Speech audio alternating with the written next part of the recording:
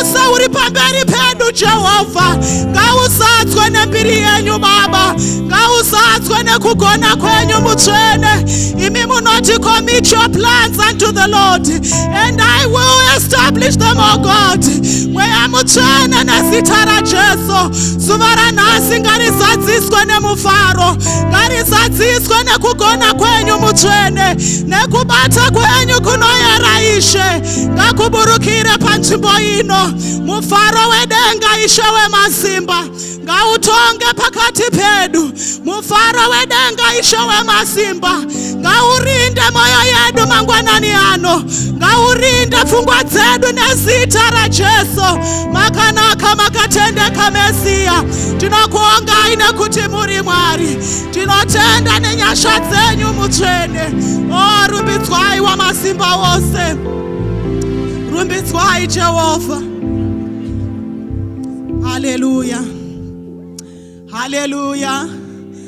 Toda kungodzokera pamberi paMwari zvakare tichingorumbidza ivo Mwari vedu vatiwanira nyasha mangwanani ano, kuti iwe neni tigova mupenyu mangwanani ano. Hakusi kugona kwedu asi dzingori nyasha dzaMwari.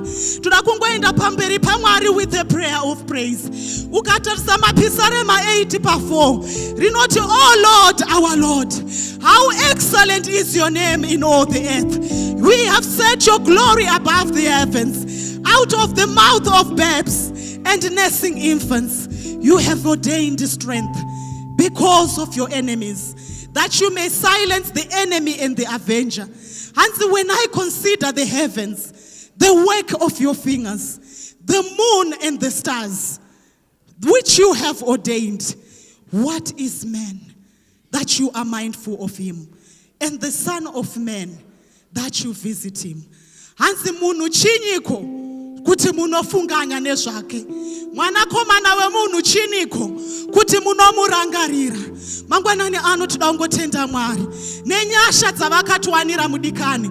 When you look at the vastness of creation, unoona kuti isu vanhu, we are just nothing in comparison to the grandeur that she has created. Asi tiri vaduku kudaro, akaona zvakakodzera kuti atizadze nekubwinya kwake, kuti atishonge nemweya wake unoyera. Mangwanani ano toda kungovarumbidza. And let everything that have breath, let it praise the Lord. Mangwanani ano, we just wanna adore our King. Mangwanani ano toda kungorumbidza Mwari wedu. Hatisi kuda kukumbira, asi toda kungoaudza kuti makanaka Baba. Ndimi makafanira nerumbidzo. Ndimi mega mutsvene, hakuna mumwe mutsvene kunze kwenyu. Let's just praise our God this morning and give him all the honor, all the exaltation. Toda kungokumbira praise and worship mastanza mashoma kuti mungoti tungamira kungoti moyo yedu iswededzwe pedyo nesu. Tingoti Baba vedu vari kudenga, zita renyu ngarikudzwe, ngaribatwe neutsvene. Mushure mekuimbirwa tingoenda pamberi paMwari tichingoti, How Lord be your name, thy kingdom come. Hallelujah. Baba vedu vekudenga, zita renyu ngarikudzwe, kuda kwenyu ngakuitwe pasi pano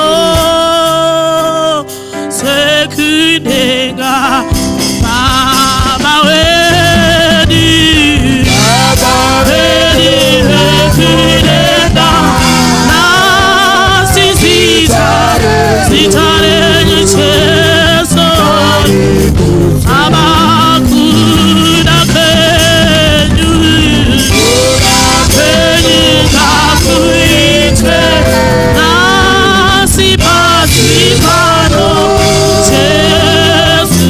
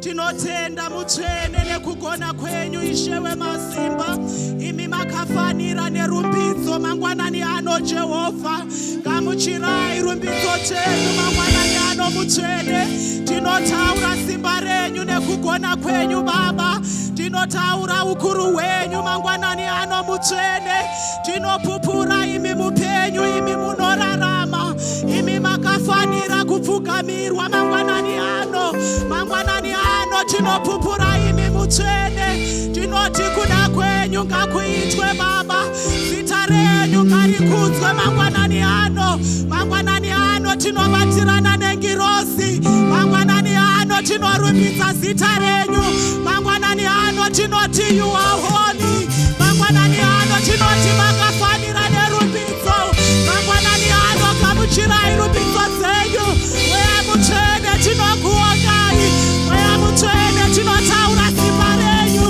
tinotaura kubata kunoyera mambo Jesu rumbidzwai mangwanani ano mutsvene wenyu ndiwo umambo wenyu ndiwo utsvene wakafanira kupfugamirwa wakafanira kupuwa mbiri mavi wose anopfugama ndimi dzose dzinopupura kuti zviro kwazvo ndimi mutsvene mangwanani ano tinopupura imi tinopupura utsvene hwenyu Baba tiena rakashima reranokashika rakashima reraremosheka rakashima kautsuma ndakautsuma reratarateteremosa renana rakashika rakashima Baba nezita raJesu mutsvene muri Mwari tinotenda mambo Jesu tinotenda nemuwapo wenyu tinotenda nekuti muri Mwari rumbidzwai zvashamisa Almighty One we glorify your name we glorify your holy name muzita raJesu haleluya tinongodzokera pamberi paMwari zvakare ukatarisa shoko raMwari kuna Isaiah 46:3 rinoti listen to me descendants of Jacob all you who remain in Israel I have cared for you since you were born yes I carried you before you were born I will be your God throughout your lifetime until your hair is white with age I made you and I will care for you I will carry you along and save you what a promise hanzi ndini Mwari wako ndakakusika ndichakuchengeta kusvika mukukwegura kwako I will care for you I will sustain you I will provide for you toda kungoenda pamberi paMwari tichingotaura chipo cheupenyu toda kungodeclare long life mangwanani ano tingoti Baba ndirangarireiwo neupenyu hwangu Baba ndirangarireiwo nemhuri yangu sekureva kushoko renyu kuti hanzi ndichava Mwari wako kusvika mukukwegura kwako pandakaona promise iyi ndakazadzwa nekufara pane zvimwe zvinhu zvakangoitika mandiri kuti vakandiziva ndisati ndabuda mumudumbu maamai vangu uye ane promise kusvika mukukwegura kwako ndichava Mwari wako, ndichakurwira hondo dzako, ndichakururamisa, ndichakuvhungamirira. Toda kungoenda pamberi paMwari tingotaura chengetedzo, nyasha dzekukwegura, nyasha dzeupenyu hurefu. Patiri kunamata ipapo toda kungokumbirira vana vedu kungoti Mweya Mutsvene waMwari.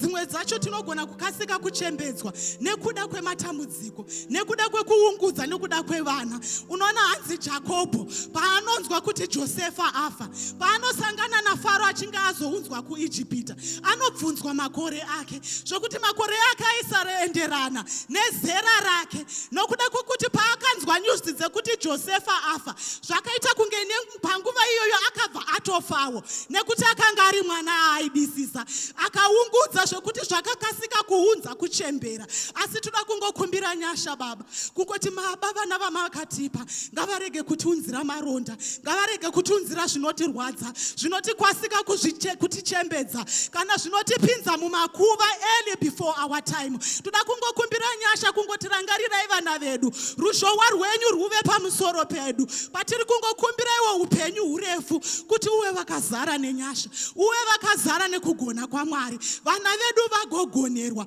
vagova a blessing and a blessing indeed. Ngatingoendai pamberi paMwari with that prayer point. Ishe wemasimba wose tinokutendai. Mweya Mutsvene wamasimba ndinoonga Baba, ndinoonga nekuti muri Mwari makatendeka, muri Mwari makatiziva Baba tisati tabuda mudumbu raamai vedu. And you have called us by name, O God. And we are yours, we belong to you, Almighty One. We are the work of your hands, O Spirit of the living God. Mangwanani ano ndinokutendai Mutsvene, kuti muri Mwari vedu, munotichengeta, munotirindira panguva dzose, kusvika mukukwegura kwedu Baba. Nyasha dzenyu dzakatirikana, nyasha dzenyu dzinotichengeta, nyasha dzenyu dzinotiruramisa.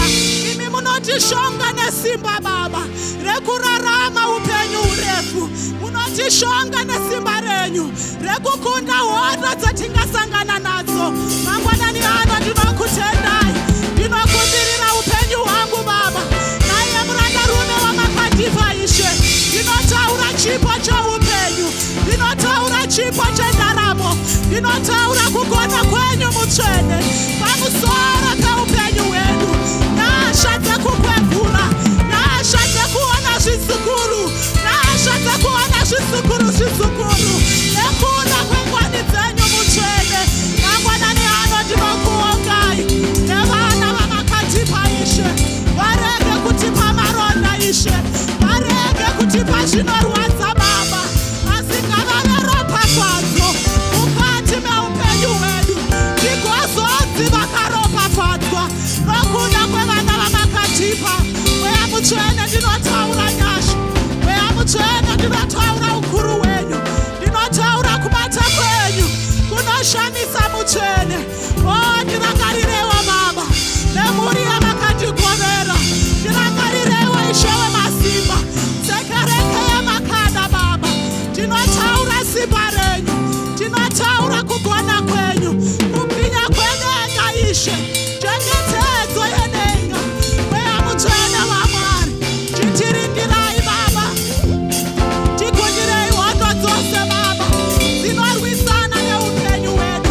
Mamba vangu ndinokuonga, simba reupenyu Baba, simba rekurarama Jehovha riri mumaoko enyu Mutsvene. Mangwanani ano ndinokurumbidzai, ndinotaura simba renyu rinoshamisa, ndinotaura simba rinoyera muzita nemuropa raJesu. Hallelujah. Tudongotenda Mwari nezuva ranhasi. Hanzi, this is the day that the Lord has made, and we will rejoice and be glad in it. His mercies are new every morning. Zuva ranhasi ratakarongerwa naMwari kuti tigouya nezvibayiro, tichingotenda Mwari nekugona kwavo, tichingotenda Mwari nekuda kwevafudzi vavakatipa. Toda kungoenda pamberi paMwari tichingonamatira vafudzi vatakapiwa naJehovha. Tingoti Baba wedzerai simba, Baba wedzerai uchenjeri hwedenga, wedzerai kugonesa kwenyu mukati mevafudzi vamakavapa. As they faithfully steward this assignment, it is a hefty assignment. It is a hefty responsibility because they need to account one day. Kune akavatuma kuti pandakakutuma kumakwai angu, pandakakuti go and tend to my sheep, go and feed my sheep. Did you do justice to the assignment? Saka mutoro uyu unoda kuti basa raMwari ivo Mwari vavapfeke, ivo Mwari vavagonese, kuti iro simba ravo parinombopera, simba raMwari ripfeke rigovagonesa, rigogonesa kuti varambe vachimhanya, rigogonesa kuti varambe vachikunda pane zvose zvingarwisana upenyu hwavo. Ndakafarira Baba Father Masimiri nepavakatipa kuzarurirwa. And when I looked at that definition, ndinotenda nehomework yavakaita. Pavakati pastor, zvinorevei, hanzi protector. Kuti takatarisa baba vedu na mama, they are always looking out for our best interest. Hanzi, they are attentive. Amenti pana asina umbofonerwa nena baba, achingobvunza kuti upenyu huri sei, zvinhu zviri sei, ndezvipi zvisiri kufamba. That attests to the attentive nature of them. Hanzi, they are sacrificial. Pavari kusacrifice kuti dzimwe nguva vatorina nguva nemhuri yavo. Mwana wesangano paanofona, baba ichi chanetsa, mwana arwara, kumba hakuna chekudya, vanobva vatosiya mhuri yavo. They suffer the sacrifices for the sake of the sheep. Yavakatumirwa kuti vanotenda naMwari. Hallelujah. Saka toda kungokumbira nyasha. Hanzi, they are obedient. Toda kungoti Baba, help them to continue to be obedient to the call that you have called them. Kuti pazviri kurema, pazviri kurwadza, in season and out of season, empower them with inner strength to keep on running this race with endurance. Toda kungotaura nyasha pamweri paMwari. Hanzi anokuropafadza ndichamuropafadza.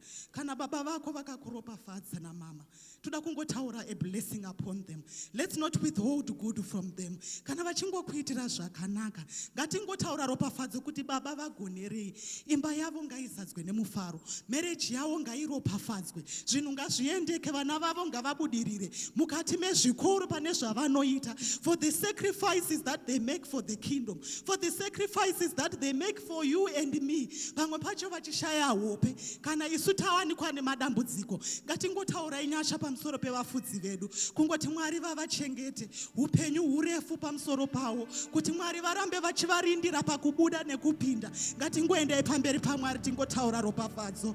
Makanaka, makatendeka mutsvene, tinokutendai mutsvene, ndimi makadana musodziwa wenyu Baba, makaona akakwanira the assignment, oh God, to shepherd your flock, oh Spirit of the living God. Mweya mutsvene, tiri kutaura nyasha mangwanani ano kuti ropafadzai basa remaoko enyu mutsvene, gonerai vafudzi vamakatipa Baba, iva Baba namama Chirichi munovaziva Baba, havana kuwanzika pamberi pausu wenyu Ishe, nokuti ndimi makavadana Ishe, makavadanira kuumambo wenyu mutsvene. Mangwanani ano tinotaura ropafadzo, tinotaura kugonesa kwenyasha dzenyu. Mweya mutsvene, pavari kumhanyira korona yavo, ngavagoneswe nesimba rinoyera, ngavapfekwe nesimba rechikuriri mutsvene. Murambe muchivagonesa Baba, murambe muchivarwira Ishe wemasimba, padzinosimuka hondo dzinorwisana navo.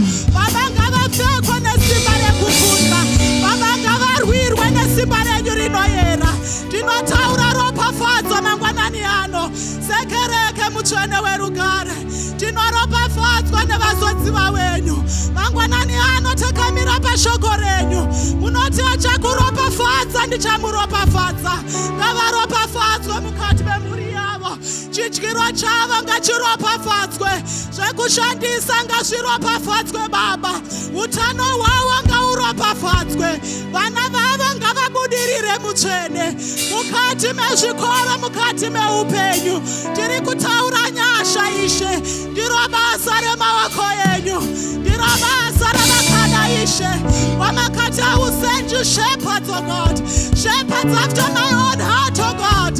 We honor you, we glorify your holy name. Ropafadzai basa remaoko enyu, rambai muchigonesa Ishe, rambai muchivasimbisa Baba, zvakanaka zvenyika Ishe ngazviteedzane neupenyu hwavo, zvakanaka zvoumambo hwenyu ngazviteedzane neupenyu hwavo.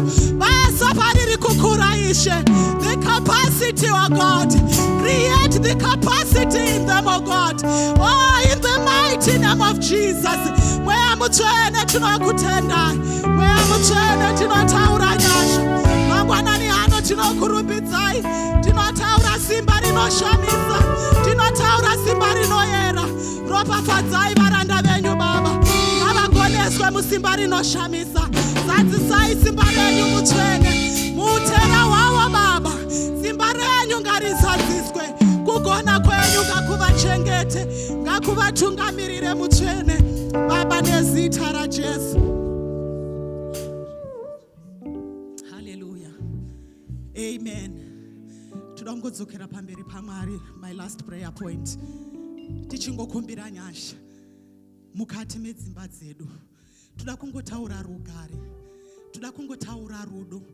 Patiri kusvika panguva yeholiday, nguva yekuti tinozorora, tingoti Baba zadzai dzimba dzedu nerunyararo, Baba zadzai dzimba dzedu nerugare. Pamwe pacho unoona kuti kugarisana kuri izi, noti mumwe pamwe aswera ari kubasa, mumwe aswera ari kwake. Pamunozodzoka manheru muri kungoona nguva diki diki. But holiday muri kuti zuva richibuda, zuva richivira, muri mese. It is so easy to offend each other. It is so easy kuti munogona kugumburisana. Asi ndoda kungokumbira nyasha mangwanani ano kuti mweya mutsvene zadzai dzimba dzedu nemufaro, zadzai dzimba dzedu nerugare.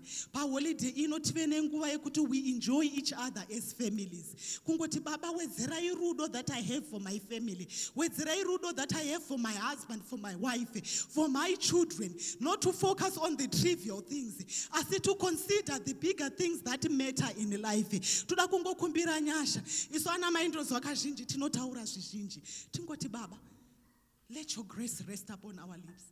Kungoti tingorega kungoita hasha, tingowanirwa nyasha.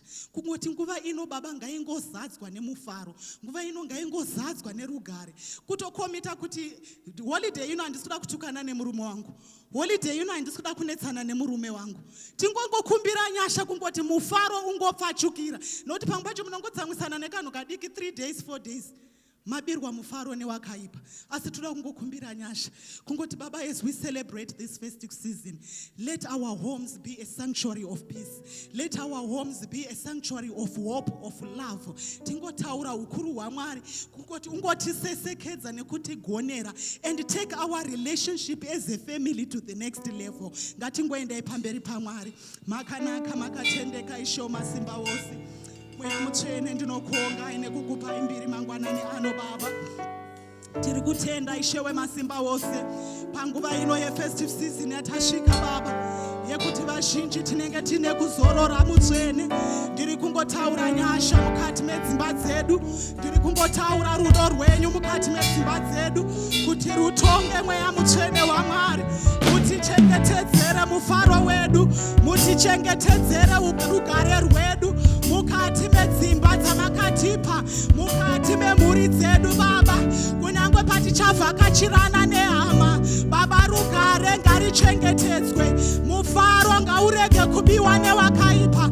Mweya mutsvene nezita raJesu ndiri kutaura mwoyo munyoro, mwoyo unoregererana Baba, patinotadzirana Ishe wemasimba, that we may dwell in peace, that we may dwell in unity, that we may dwell in harmony. Father, in the mighty name of Jesus, Baba, panguva ino mutsvene ndinotaura rugare rwenyu Baba, kuti ririnde imba yamakandipa, kuti ririnde mhuri yekwedu Baba. Your peace that surpasses understanding, let it mount guard our hearts, let it mount guard our minds in Christ Jesus, oh God. Father, in the mighty name of Jesus, mweya mutsvene tinokuongai, imi munotipa kutanga Mwari Baba, tinoonga nezita raJesu, chitiwaniraiwo nyasha nemhuri dzedu, kugona kwenyu ngakutirindire mutsvene, mufaro wedenga ngautizadze Baba. Jehovha, kurirai mukati medzimba dzedu, kurirai mukurarama kwedu mutsvene. Tinokuongai, tinokupai mbiri muzita nemuropa raJesu. Haleluya. ndinotendeserawo nguva yese kupraise and worship. Amen.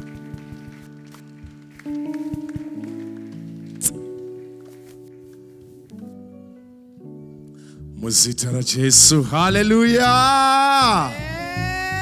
Muzita ra Jesu, hallelujah. Vakafara chete, hallelujah. Udza neighbor kuti wakachena zvisingaiti nhasi. Nhasi wakachena zvisingaiti nhasi.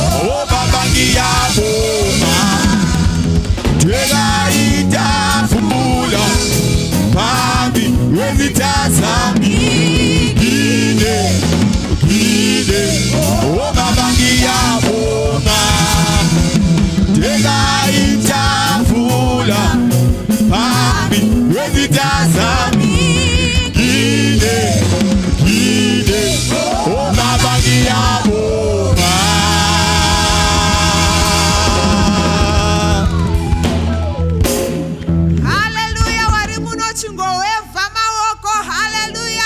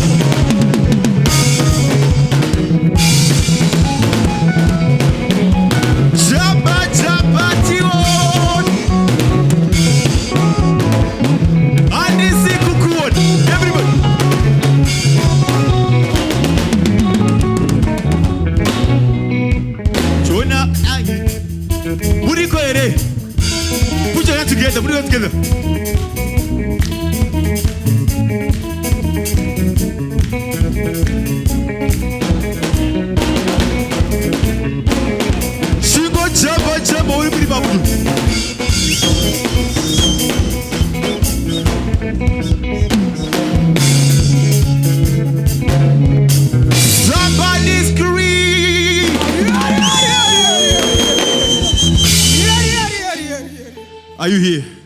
Yes. Are you here? My teenager, just make some noise. Just make some noise. Panapa chukota noise timbonzwa. Of what? Matimoni, sorry, ayaya, sorry, Marusai. Sorry, ayaya, sorry. Urobo, sorry, ayaya, sorry, Marusai.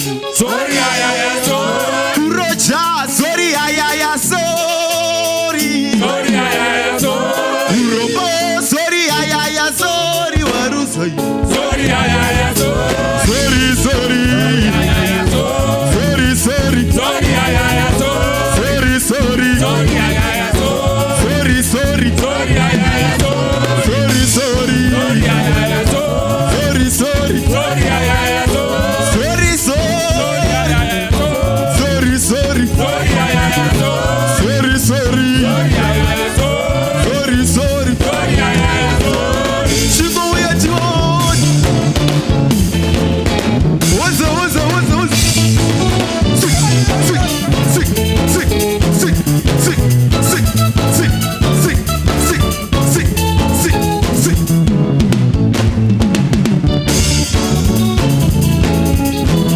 Jose Jamu, Jose Jamu. Jose Jamu, never get.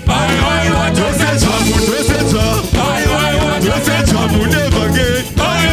Jose Jamu, Jose Jamu. Jose Jamu, never get. Jose Jamu, Jose Jamu. Jose Jamu, never get.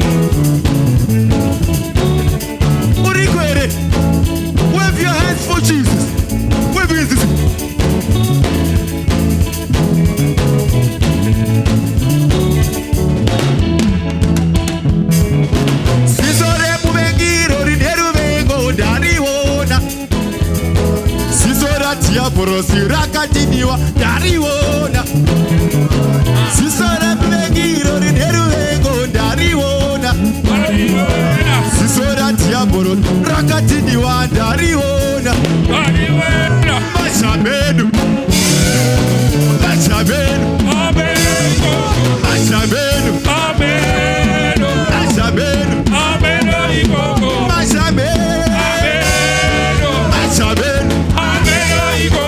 Machabenu, Machabenu,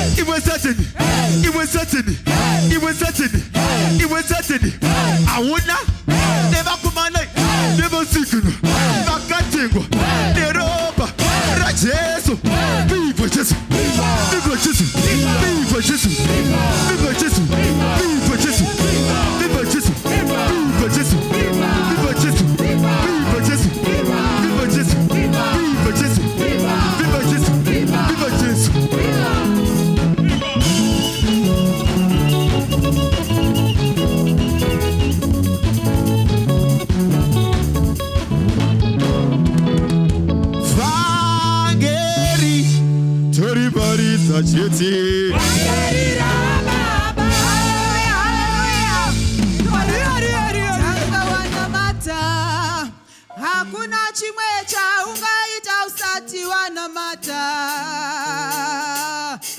iwe tanga wanamata hakuna chimwe chaungaita usati wanamata iwe ama yangu iwe tanga wanamata iwe hakuna chimwe chaungaita usati wanamata iwe ama yangu iwe tanga wanamata iwe hakuna chimwe chaungaita usati wanamata iwe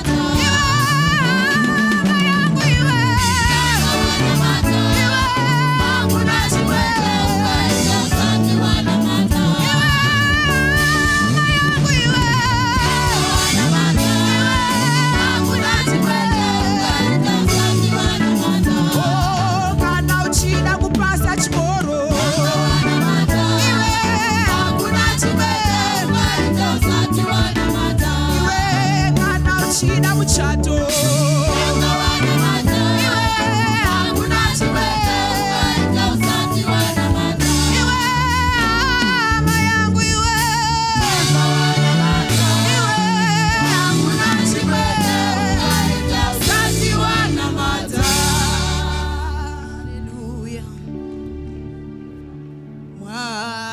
Rimuri zuvaradu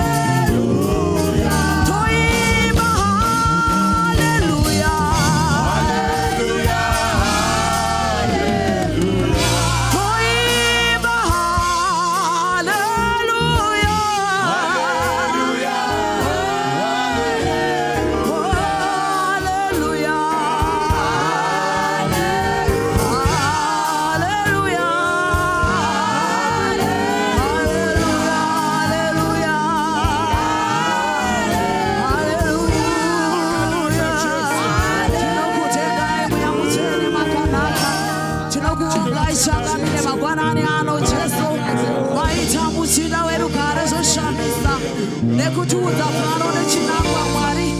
Ishe wangu tiitire nyasha mangwanani ano. Iye ni mutariri wedu Jesu, Mwari wedu murangariri, muitiri wenyasha dzinoringana.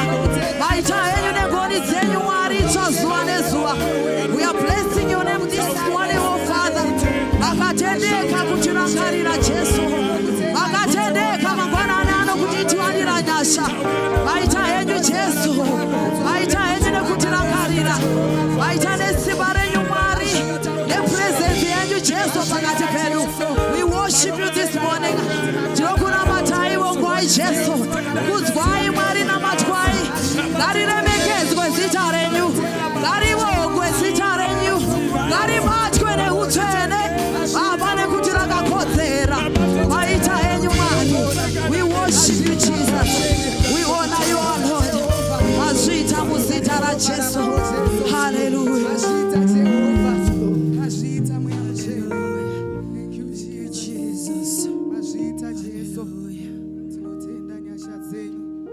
Every day and every hour you are faithful. Oh Lord, thank you Jesus. Every day and every hour you are faithful. Oh Lord, every day.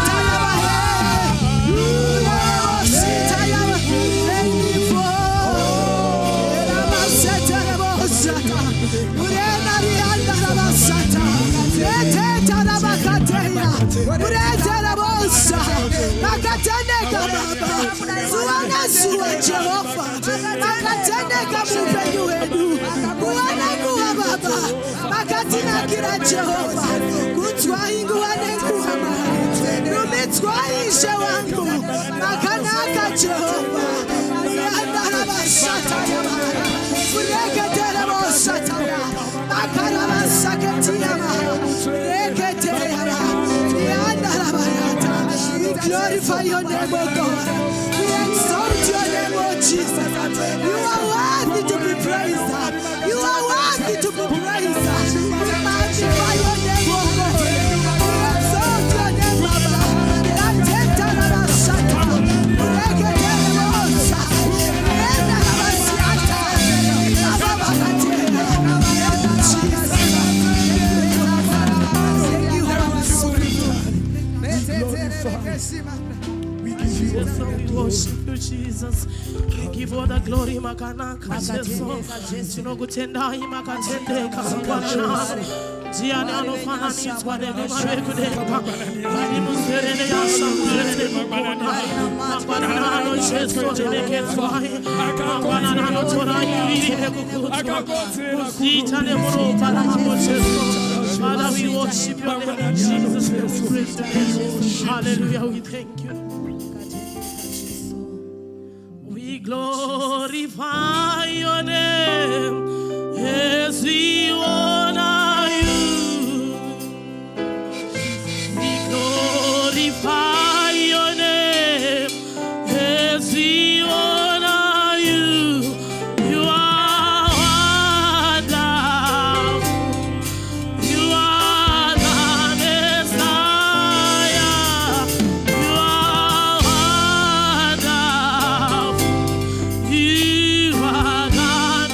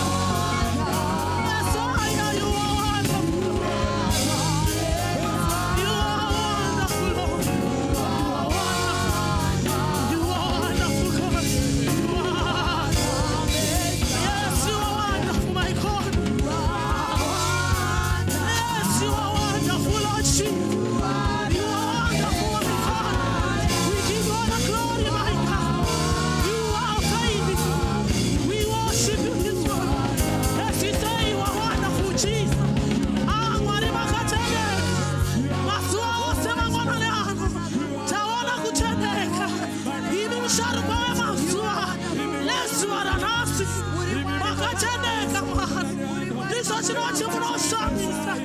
You are the Messiah, the King of Kings, the Lord of Lords. Ah, Jehovah, we give you all the glory, Messiah. Chinokuonga ishaso, chinokuremekeza ima. Wakatendeka Messiah, wakatendeka Mwokozi. Nesi characheso, we give you Jesus. Oh, we worship. Yes, we glorify you, Jesus. You are wonderful, Jesus. Messiah, Messiah. You are wonderful, Jehovah. You are the God of praise. Glory belongs to you, Jesus. Messiah, Messiah. We give all the glory. The glory belongs to Jesus.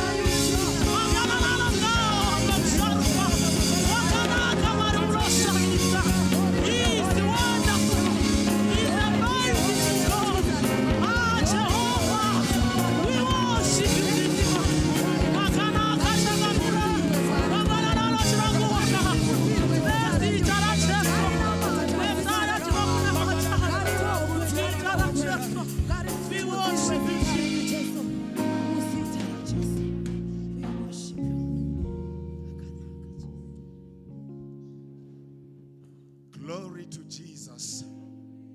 Amen and amen. For there is none like him.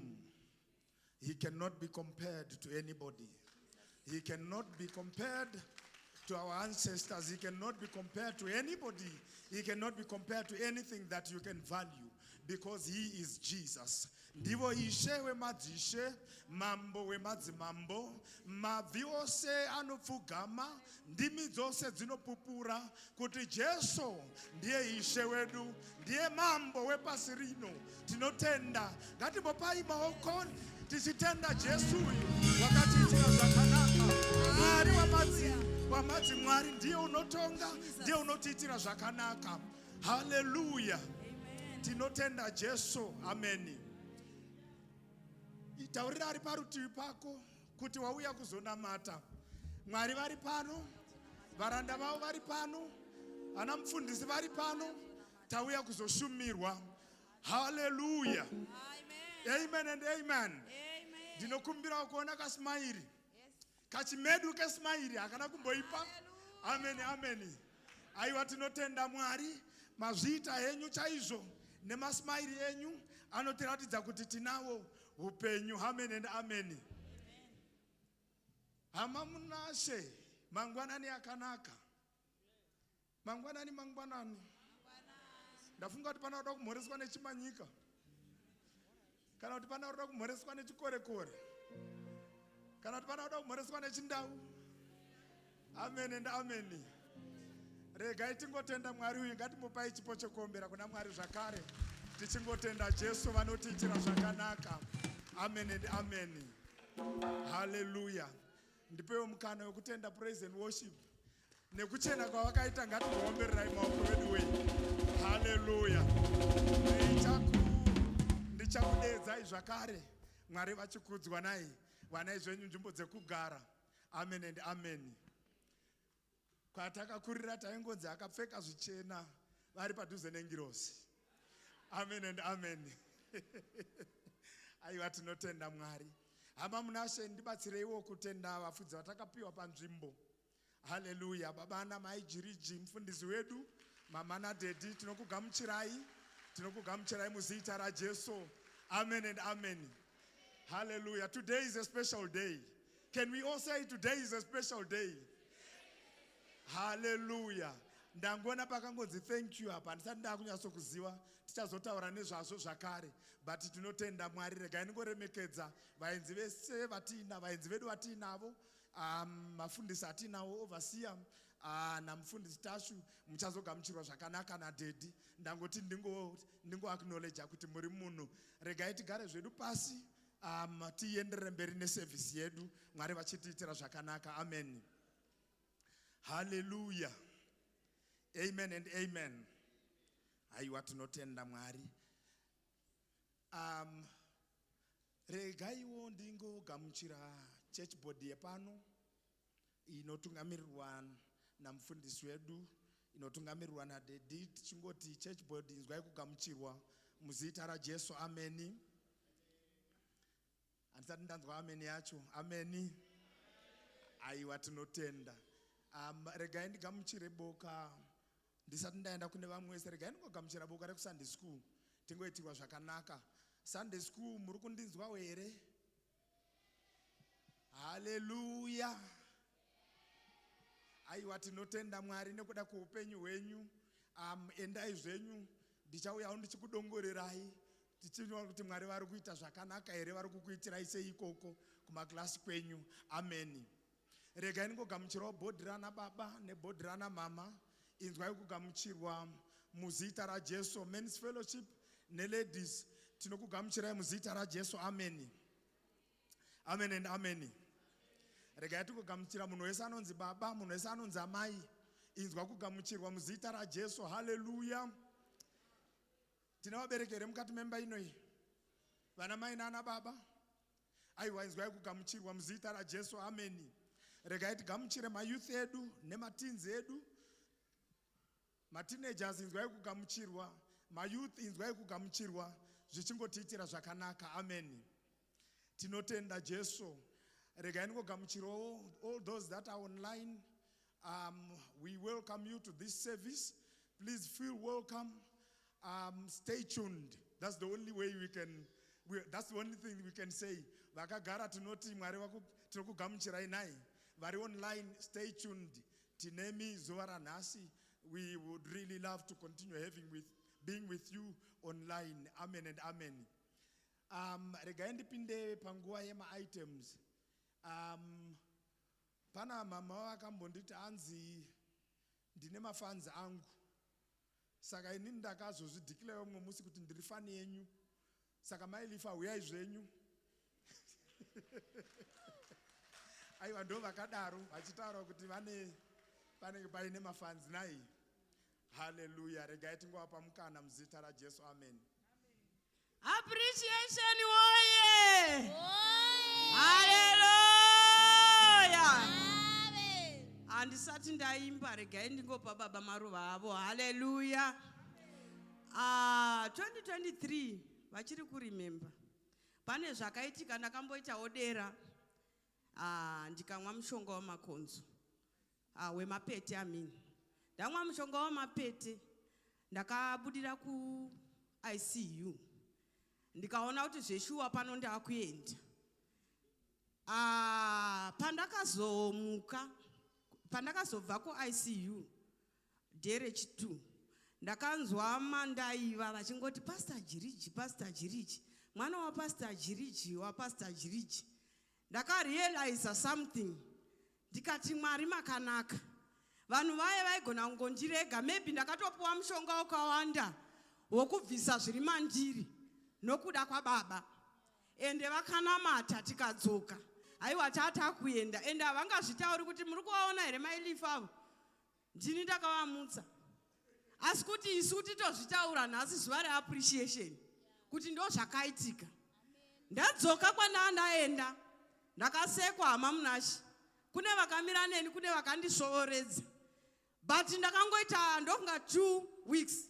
Ndatadzokera pane venenguvo chena. Ndine boldness. Ndoda kutenda Mwari neboldness. Ndiri pano nanhasi.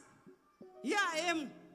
Ende ndinoda kukurudzira baba Lifa, baba yokumba kwangu, kuti kava kazondinzwa kuti chechi yeye yakundidai vati miswai mailifa. Miswai. Patakabva ndokonoko kwatinoziva. Baba tinoda kutendai. Regai ndipinde mu appreciation. Mukandiwandoiti appreciation. Ingovhumirai. Hallelujah. Amen. It's appreciation. It's appreciation. Pano rapwa vanu pano.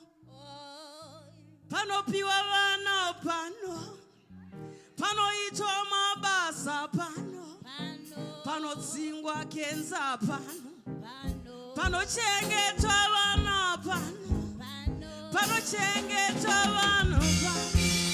Pano itwa basa pano. Pano itwa basa pano.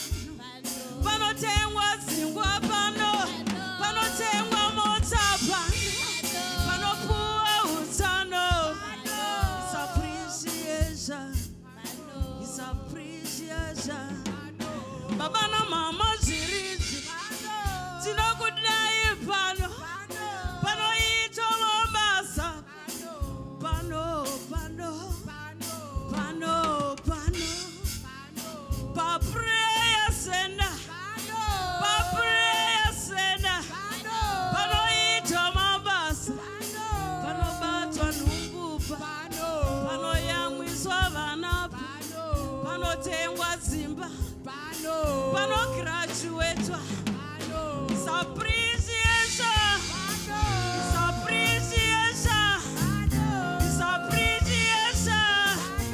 tinokudai baba tinokudai mama tinokudai baba haleluya Oh yes.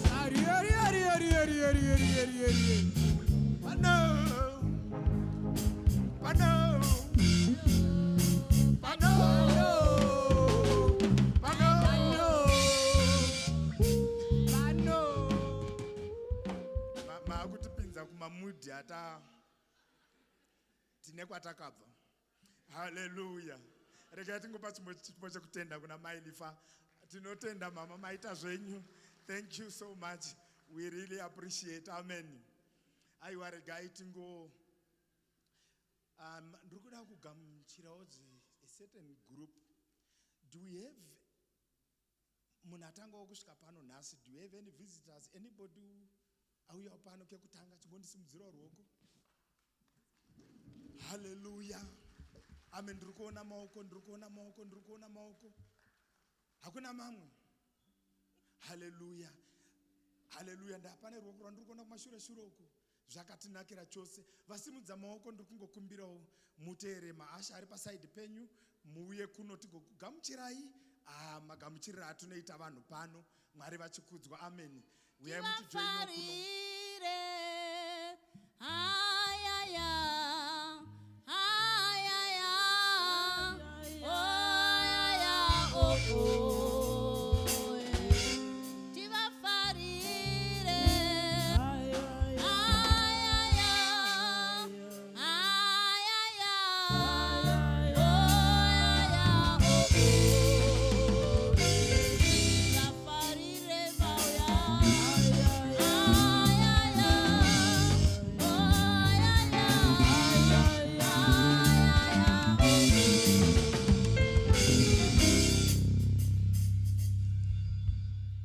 Chimboimba futi ndakamirira mama ari kuya.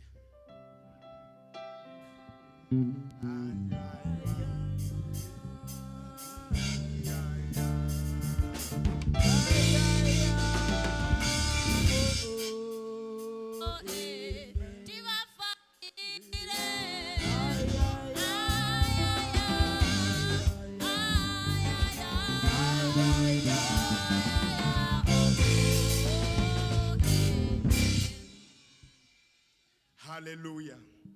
Regai tingopa chipo chekutenda kuvaenzi vedu vativhakachira zuva ranhasi. Amen and amen. Tinokugamuchirai pano. Tinokugamuchirai vaenzi.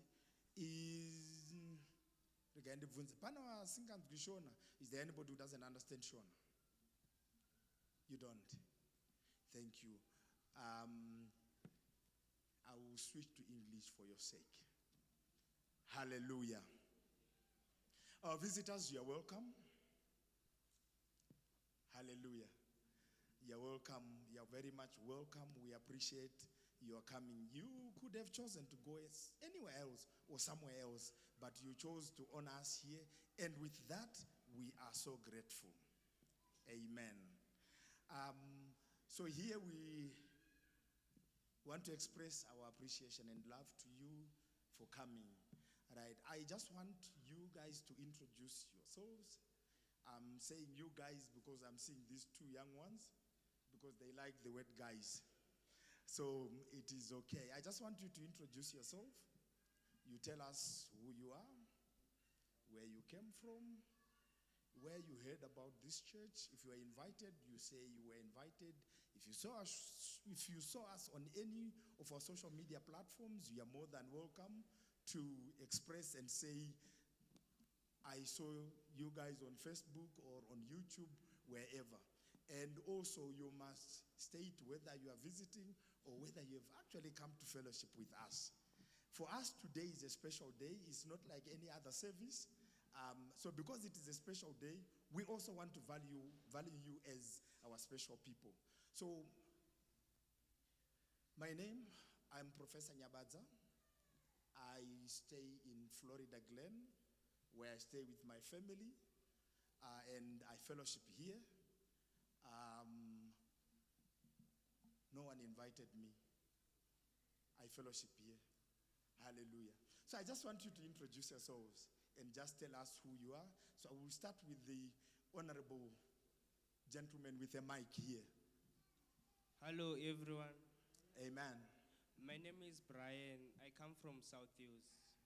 And I like ndakaya kuona mama wangu holiday. Okay, good. Thank you. Hallelujah. We can clap hands for him.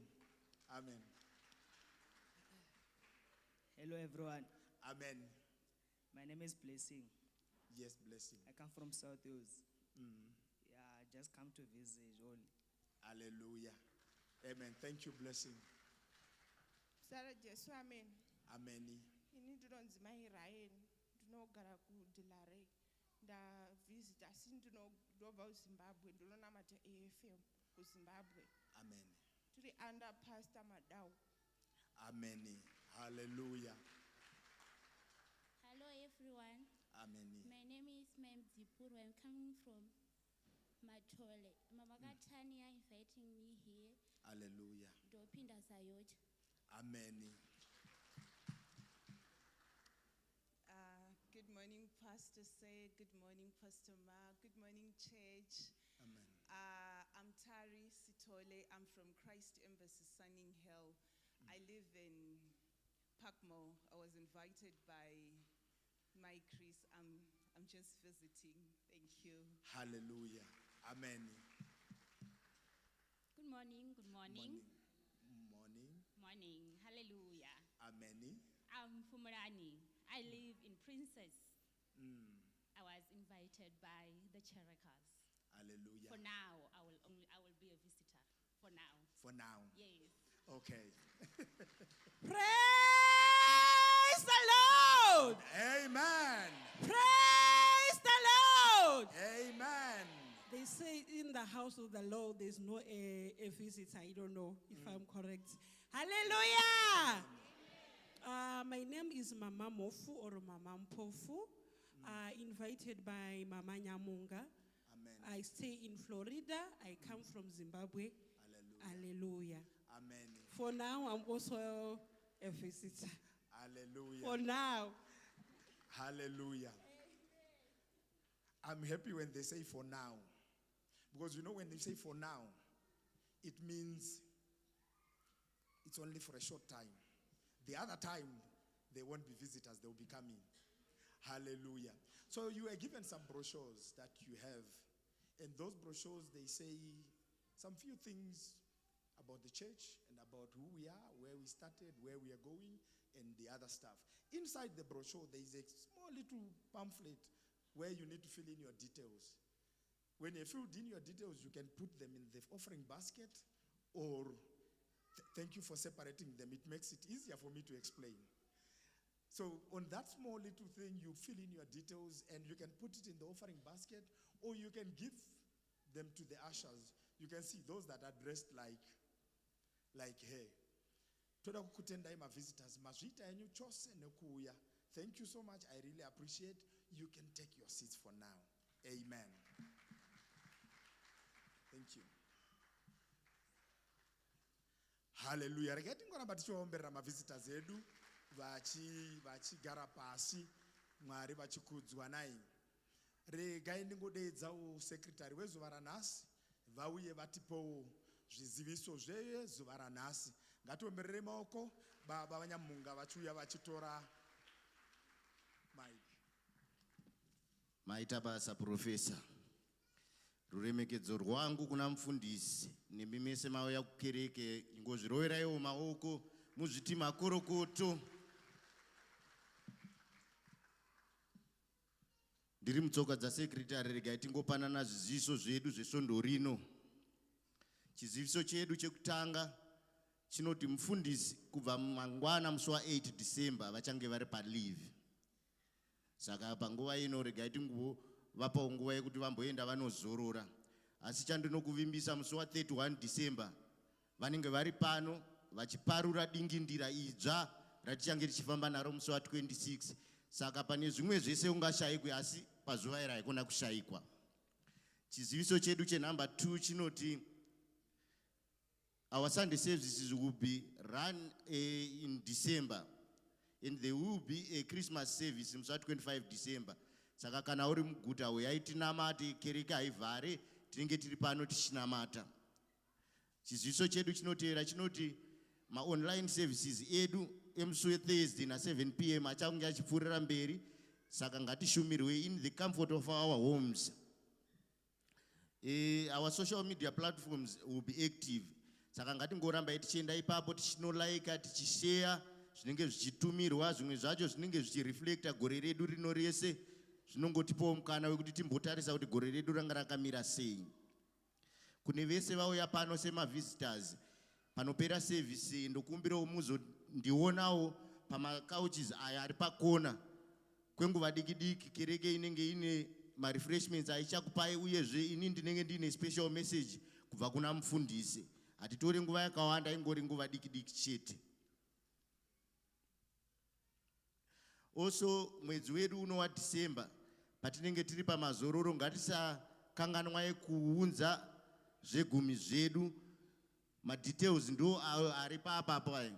Kereke ine zvainoda kubhadhara, basa raMwari rinofanira kupfuurira mberi, chero zvedu tiri kumaholiday. Saka ngatibatirane, tiringokurudzirana kuti ngatibatirane nechegumi chedu tibhadhare, kuti Mwari wedu atiitire zvakanaka. Murayiro waMwari kuti tibhadhare zvegumi. Uyezve ndichinopedzisa chiziviso changu chekupedzera ndichongoti patiri kuronga zvinhu zvedu tichipedzisa for zuva redu guru, tiringokurudzirwa kuti tizviitire muno. Vari kubatanidza ngatingozviitirai tiri muno mukati mekereke, ngatisanyanye kuenda panze kana kubata mari tiri panze, ngatizviitire zvatiri kuita tiri muno mukereke. Ndopaperera zviziviso zvedu zvanhasi. Ndiroverewo maoko ndichidzosera nguva kuna profesa. Hallelujah. Aiwa tinotenda. Ndisati ndabva pano, regai ndidedzo mainyama dzavauye pano. Handisi wanzozviti, but kwatiri isusu today 7 December is a very special day. Hallelujah. Special in the sense that nguva sedzakati dzino idzi, around this time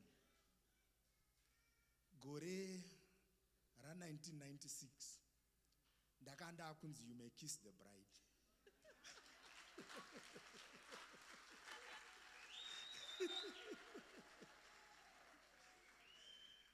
Saka ndura kungotenda Mwari kuti this 29th anniversary kwatiri yakatotikoshera. Hallelujah. Saka ndangoti regai nhasi ndivadedze, ndirege kuita vekumhoresa vari kukoko. Handizivi kuti ndine nyasha dzasekuru here.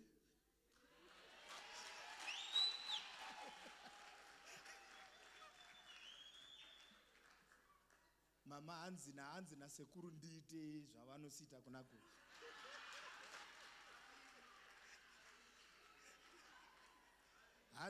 Hanzi vakamirira vane zvavaroda kutora nefoni yavo. Saka sekuru sunungukai zvenyu. Imimi chete ndimunobvumidzwa kutora. Because ndimune nyasha idzodzo. Hallelujah. Amen.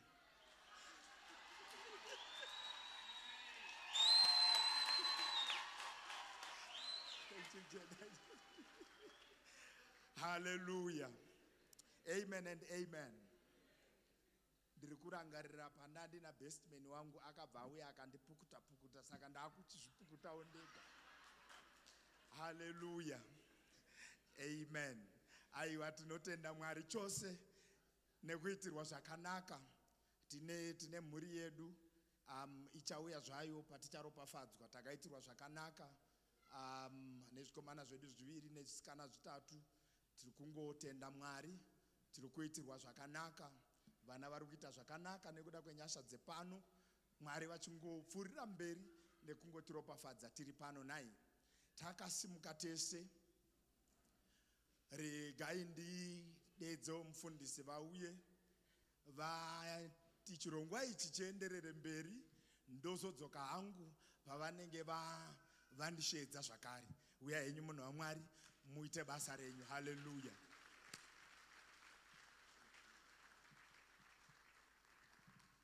Haleluya. Muzita raJesu. Haleluya.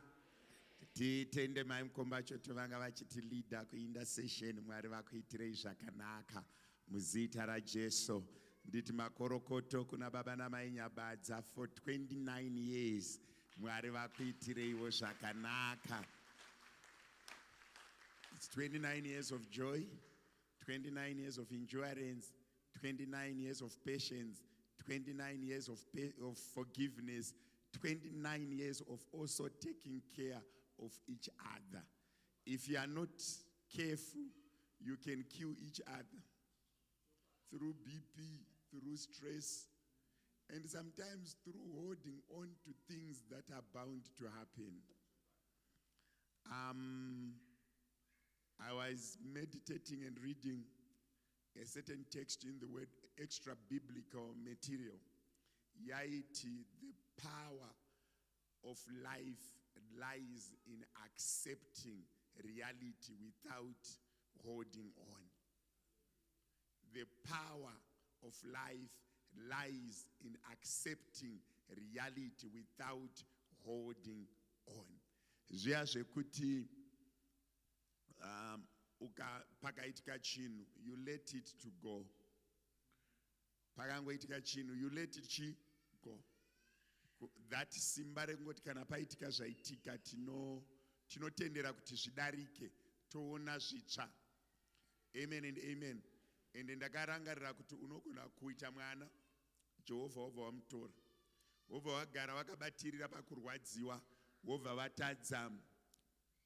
Vanhu vekusaundi takamirirana the mic. I'm not sure Innocent wakakotsera kudaro sei nhasi. Wobva vatadza kumuita let go kuti atorwa naMwari. Woita dzimwe 10 years uine stress. Pa 10 years ipapo we could have made 4 or 5. Handizvere.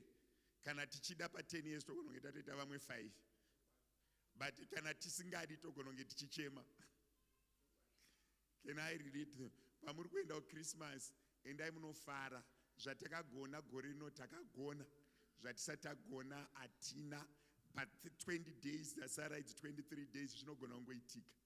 But ukaita stress isina basa, unogona kuzviomesera pawaifanira kufara. Can I repeat this? Unogona kuzviomesera pawaifanira kudi. I was reading it last night. The power of able to embrace reality. Amen and amen. The power to be able to embrace reality. Izvo zvizvika titori panapa, whether tagona kana atina, chokwadi ndechekuti titori panapa. Amen and amen. Kana tichagadzirisa tozogadzirisa the next hour, but this second titori panapa. Amen and amen. Ndinofarira mailefa zvakanyanya. That is the only person anogona kutaurira chokwadi. Iziyarambe vanongokutaurira chokwadi. Zveshuwa vakatora vachida kukomita suicide, vakauya tikanamata, tikarambidza rufu, vakadzoka kuvapenyu, but havana kurega kubuda chechi. Zveshuwa vanhu vaivaseka, zveshuwa vanhu vaivasororodza, zveshuwa vanhu vaitaura nezvavo, but hapana aigona kuwedzera second kana minute chavakagona kuvasororodza. But nanhasi she is there, she is standing strong, and she says it openly.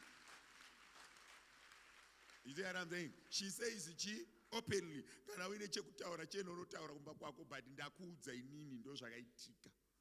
Kana ukazoita pamuviri, famba wakadai nenhumbu yako.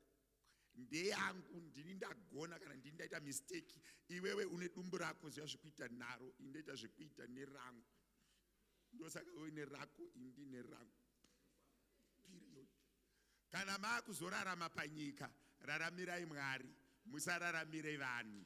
kana maakurarama panyika raramirai chi Mwari. Kana ndatadza ndatadza, kana ndagona ndagona. Ende handina kumbobvira ndasikwa kuti ndigone zvese. Ende handina kusikirwa futi kuti nditadze chi zvese. Handiri kuona vanhu vane mufaro nhasi. Mufundisi tashupa nezvatiri kuda patiri kukupai maiki.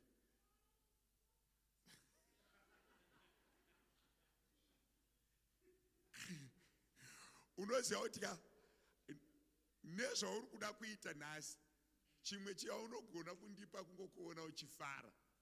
Ndiende kulivi ndakuona uchifara, handigoni kubuda wakatsamwa. Ko ndikadzoka wafa neBP. Rega ndingoparadzana newe ndikusiye uchifara.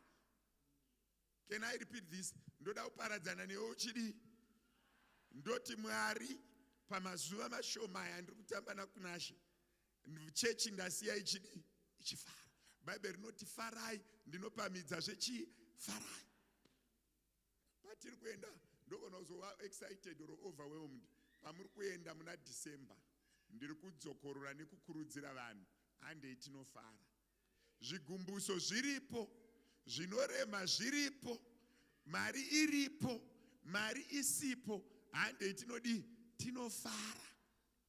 Even usi kudya breakfast, ingofara. Handina kuti musamwe tea, ndati usi kudya breakfast. Tea muchamwa henyu, but mushumiri akati pane musiyano webreakfast netea. But munoziva kuti God can give you a blessing of joy. In adversity, God can give you a blessing of joy. Unoziva pane chimwe chinhuhwani chandakamboona, chandinofunga kuti kugara kulocation is a strength than kugara kumasabab.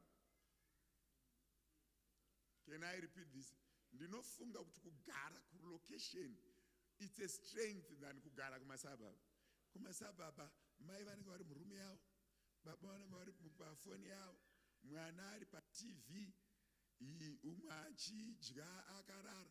But kulocation radio ikangorira hazvina basa kuti ndeyani, tese tinochaivha, hatitombo. Kulocation hazvina kana basa kuti radio yarira ndeyani. Even ichirira kunext door, ini ndiri kuseri kwejuraho nechitotamba iyoyo, ini mumba mangu musina.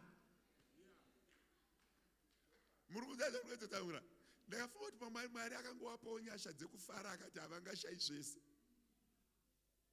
Muri kuzaza ndezera. Unoyatso ndakabva kuWaterfalls ndikaenda kuwadzana extension first second week raNovember. Ndabva kuWaterfalls kwakusina mufaro. Pandakasvika kuwadzana extension ndichisvika paShabhini pasina kana chinhu, radio iri panze, vana baba vane matumbu vari paShabhini pasina kana chinhu, pasina vanhu vachinakirwa so. Ndikaenda pamwe ndifuka paive nemuchato murodhi baba, pasina kapeti pahuswa, majaivhi airohwa ipapo so pairohwa. Isu tinodai chatsoona kuti vanhu ava akarara munhu amuku anonyatsorara. Munoziva pamwe pacho ndinombofunga kuti are we not stealing iyozvi zviri muchechi? Uchafarira kupi? Uchafarira kupi zvazodii? Ukasvika kumba uda kuremekedzwa wakafundumara, ukauya kuchechi uda kuremekedzwa wakafundumara, uchazofarirepi? Munoziva kuti kwandiri as a pastor, what motivates me on this day is when you do your things showing joy, then it makes sense. But mukandipa makafundumara pambacho mufundisi unenge kuti vanhu ava havana kufila kuti varobwa era. Pamwe pacho that atmosphere ini ndinoshanya zvakanyanya. Kune kumwe kumba kwekuti kune zvese, but the atmosphere haikutenderi kudya chikafu. Koita pamwe pamba pekuti tingori nezvinokwana, but the atmosphere is permissive. Even ukabikirwa 7 dishes, when there's no joy you can't enjoy them. But when people are smiling, you can eat a little bit more. When people are smiling, you can eat a little bit more.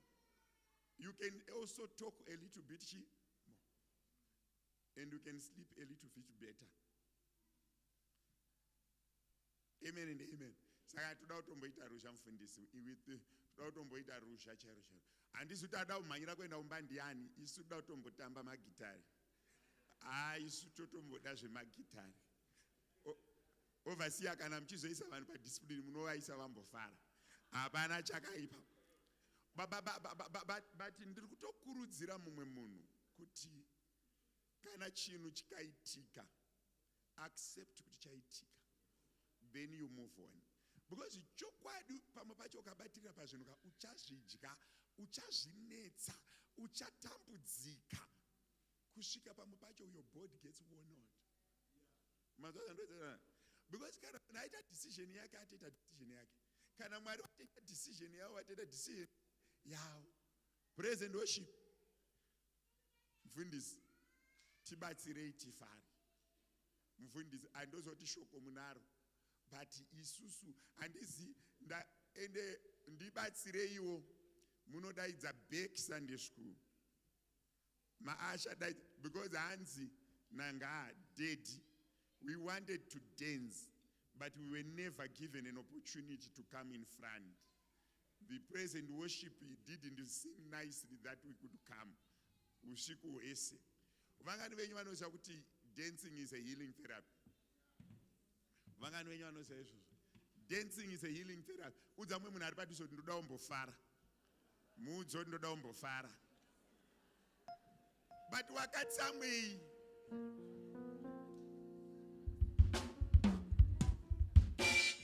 wakatsamwei mufundisi ndoda kutobva ndabva panapa asi ndoda kuti musati matiudza zvamaudzwa naMwari isu toda kufara musati matiudza zvataudzwa naMwari toda kudi toda kufara baba but unozoti ndinombofunga kuti I'm now 43 I'm 43 years old if I'm not happy am I not robbing myself unoziva kuti chicken inogona kubikwa zvakafanana yozokusiyana kunaka nekuda kwetensheni iri mauri manzvazvandozara ndakaenda kuZambia vakomana kune vanhu vanodya ende vachinakirwa munhu achimwa kokoso anoita kuitsunzvunyira so oitsunzvunyira so achinakirwa nayo so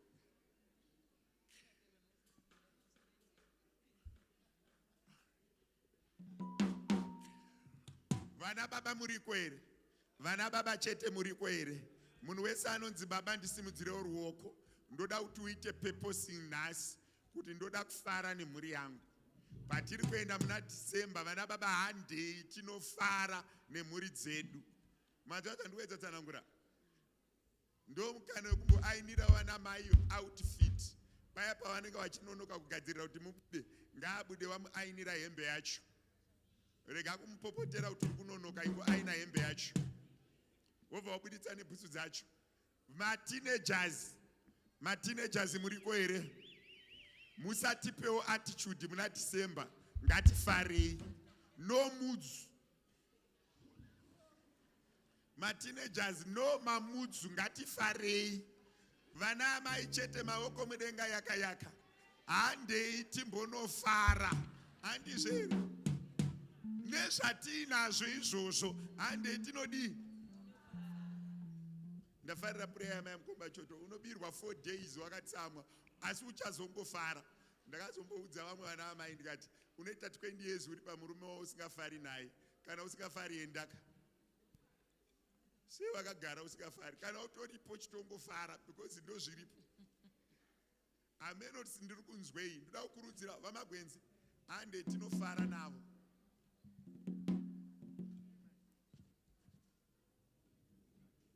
hande tinofara nawo nyamunga hande tinofara nawo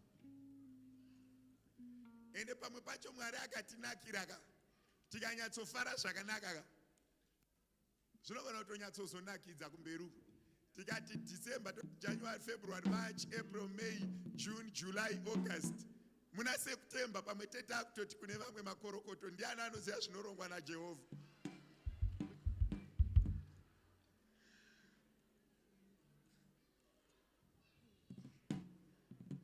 ndiri kungoti 9 tichifara handizive zvamafunga bani ndiri kungotaura kuti handei tinosununguka. Kana uine mudzimai ari kuramba kuwedzera mhuri, uine mudzimai ari kuramba kuwedzera mhuri, ukamutengera mota kana imba,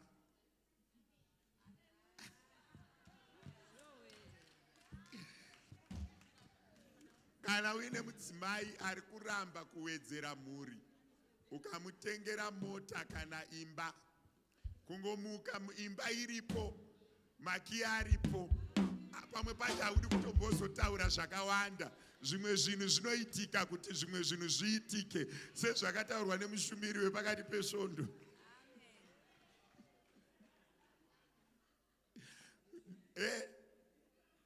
Kungoonererwa so Mwari wokuitira nyasha, wongomuka wapa munhu makii woti mama mufambe zvakanaka, kana muri yawanda musazonetseka nekuvabereka pese pese. Zvimwe zvinhu azvinongoitika kuti zvimwe zvinhu zviitike. Taurira munhu ari padhuze newe kuti ana mufundisi, farai ndinopamidza zvefarai, farai ndinopamidza zvefarai. Vamutibura, handei tinofara navo, handei tinofara nani navo. Munhu vagoti Christmas yakati yatakaparadzana tina mufundisi Tashu naovhasiya nyere yemhuka, takava nemufaro. Ndoda kukupa nyasha dzekumbonowaridzawo Zambia mupaki. Ndoda kukupa nyasha. Even kana musi imba yenyu isina loni panze, waridzai chikapeti pafloor mu second floor imomo. Mwari verugare vachitiitira zvakadini zvakanaka. Vana baba hande tinopinda mukicheni tichibika bika. Let's go and open up. Let's go and open up. Mwari verugare vachitiitira zvakadini zvakanaka. Ndiri kukukurudzira kunodi kunofara. Vani venyu vari kutenderana neni. Ngatipedze gore tichidini tichifara. Hazvirevo kuti zvinorema hapana. Make a decision. Just make a decision that I want to be happy. Go and try. Inoda kutomboneedza kuti mai vacho ndichiri kuvasimudza here, Shanoni ndichiri kumusimudza here, Ngaongo ndichiri kumusimudza here, Kunashe ndichiri kumusimudza here. Rimwe zuva ndosimudza mai vacho ndonovaradzika, ndosimudza Shanoni ndonomuradzika, simudza Ngaongo ndonomuradzika, simudza Kunashe ndonomuradzika. Hapana chakamboipa.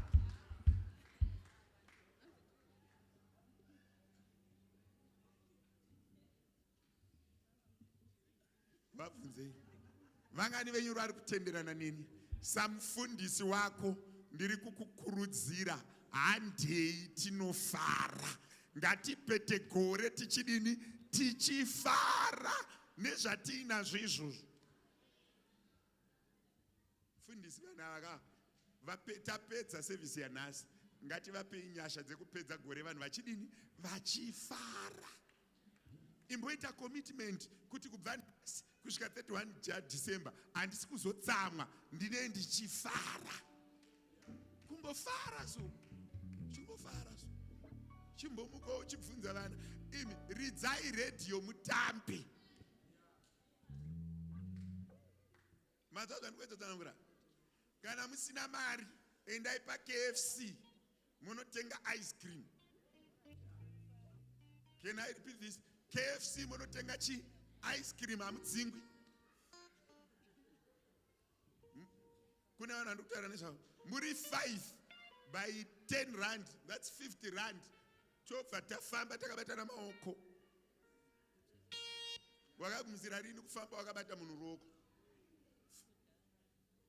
Unoziva kuti profesa uyai kuno, handidi kusangana nemimo muchifamba makadai. Vanhu vari kukipa social distance. Kokumbofambawo wakadai, uchiisawo kamusoro so, uchitsvinzwinyirawo maziso. Zvinouraya here izvozvo?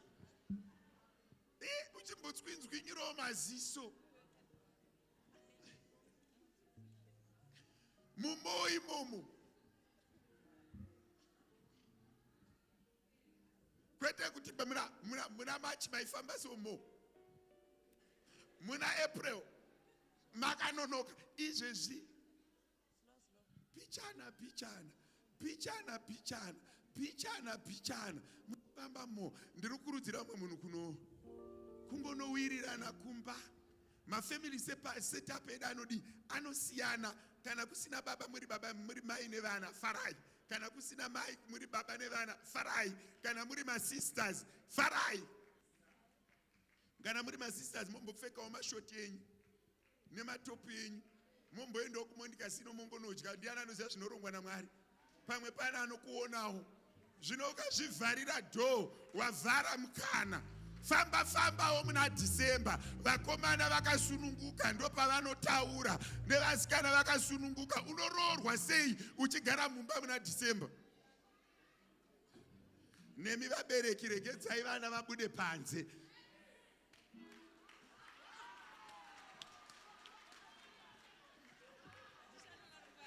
Pastor Dasha, zvavharwa chiuyai kuno.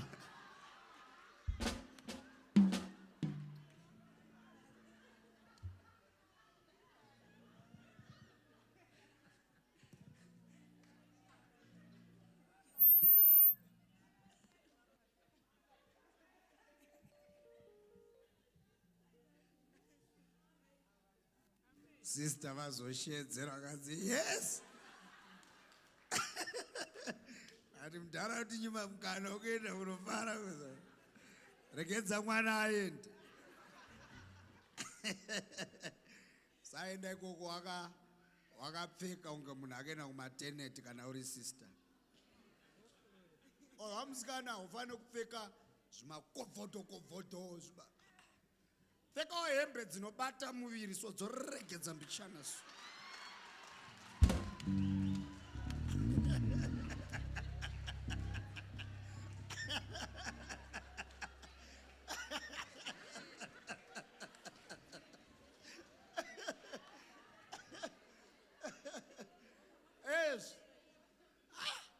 Wakomana ukamiswa sori musikana womira ukansisimira apo rega kuti mukudei mira tipeiwo nhamba nhamba idzi torai munowanika rini mudhara wangu anonetsa asi paweekend kupi kuKFC kana meno anzi kuMcDonald ndizvo wapo here handiri kuya rega kusangana nemunhu kusingadyiwe.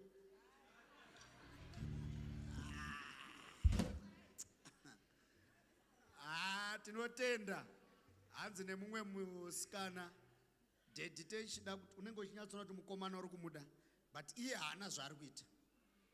Ndikati hazvinetse munoenda kuchechi paunongobuda chechi paya service woti brother handina kunzwisisa vhesi yataurwa napastor yawaparidza ndipeiwo wokupa vhesi yaya manheru woti ndikumbira munditsanangurirewo it's like pane pandisina kunyatsobata.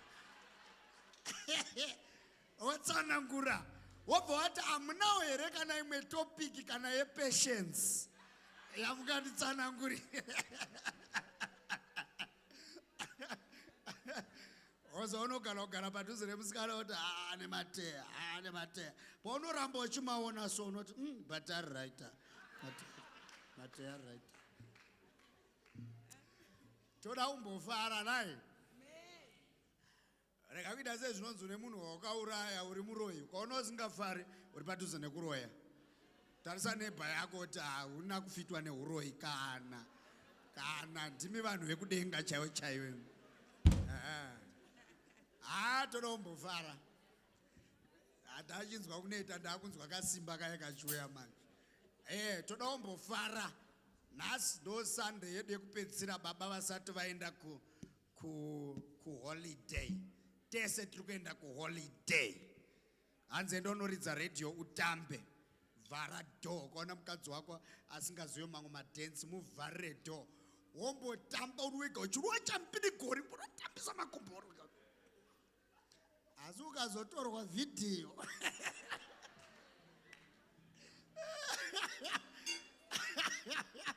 Vanhu vanogona kufungira kuti unorova madrugs asi mbanjeretsi. Ainzi Tulani ndobisiya. Ndibatsire kuremekedza baba andikazokanganwa. Ndibatsire kuremekedza baba vedu Reverend Chirechi pamwe chete naamai. Ndibatsire kuremekedza baba vedu baba overseer Nyeremuka pamwe chete naamai. Ti Farro mai mfundisi pamwe chete naamai. Sorry ndi baba Dube ndichiri kuziva uchinzi Tulani mazuva iwaya wazorora. Azvinonaka kuti munhu agara ari ega. Ati mukuona kuti akabva atosimba kubva paakaita mukadzi. Tinotenda zvino totangira papi mai. Imboita praise ndokutorera. I think ndozvinoita. Imborowa vantu vanda kutorera. Anonzi makandere. Wandaona ane hembe inenge ngirozi panze. Akapfeka zvewaiti complete. Makanda iboni operator rangu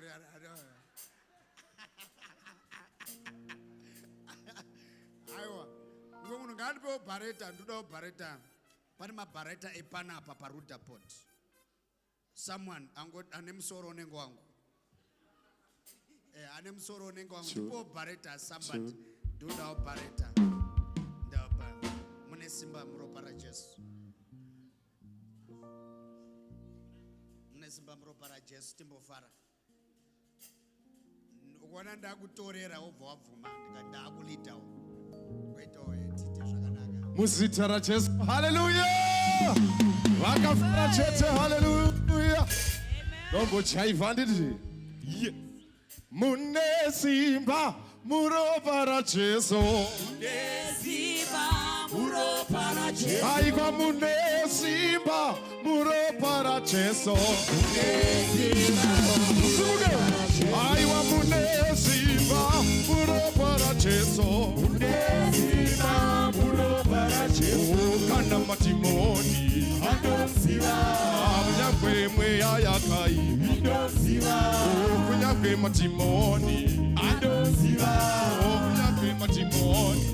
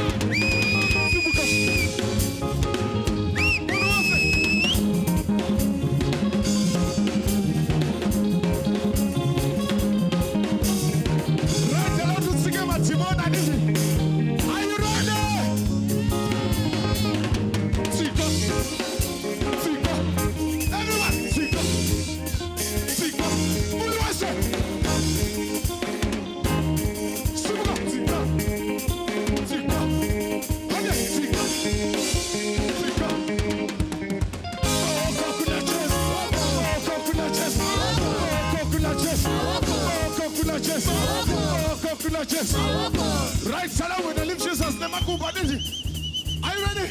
Yeah. 1, 2, 3. Jesus, so young. Jesus, so young. Jesus, so young. Jesus, so young. Jesus, so young. Jesus, so young. Jesus, so young.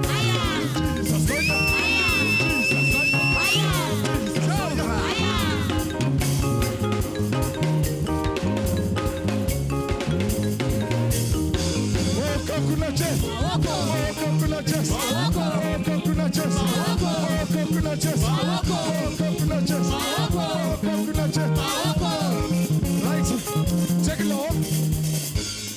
Do not want to challenge a product. We are one challenge. I'm saying we are not challenge. I'm saying do not want to challenge. I'm saying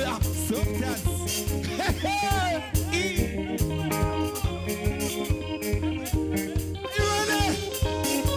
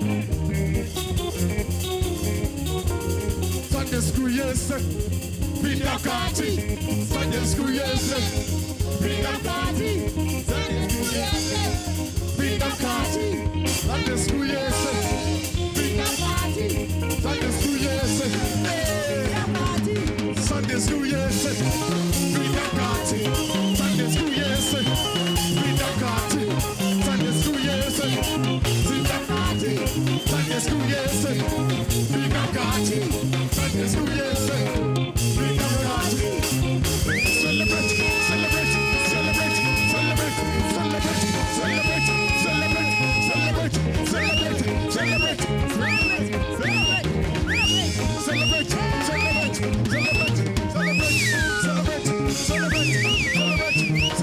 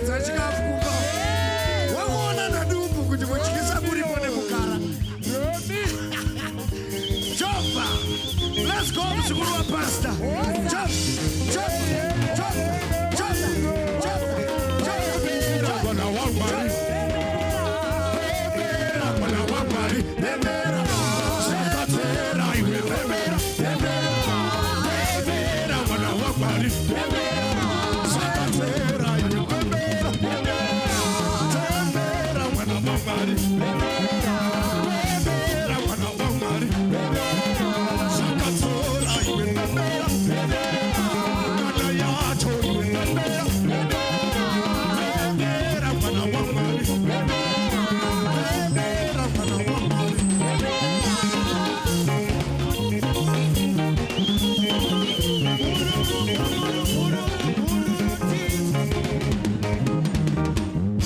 Bembera mwana wa Mwari. Bembera mwana wa Mwari. Shakatora iwe bembera. Wakafara chete, haleluya. Dati wakafara chete. Haleluya. If I have 5 munaripatu zenewe. If I have 5. Pamazuwa sara ya unobudirira chete. Muze. Uzanwa sara. Usataute zvako. Usataute zvako zvinoita. Andidika. Are you ready? Apostolic Church. Cheros.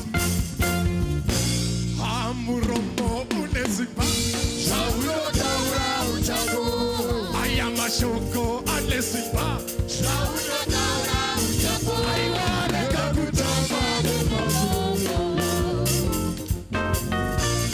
Kakutama de mazo.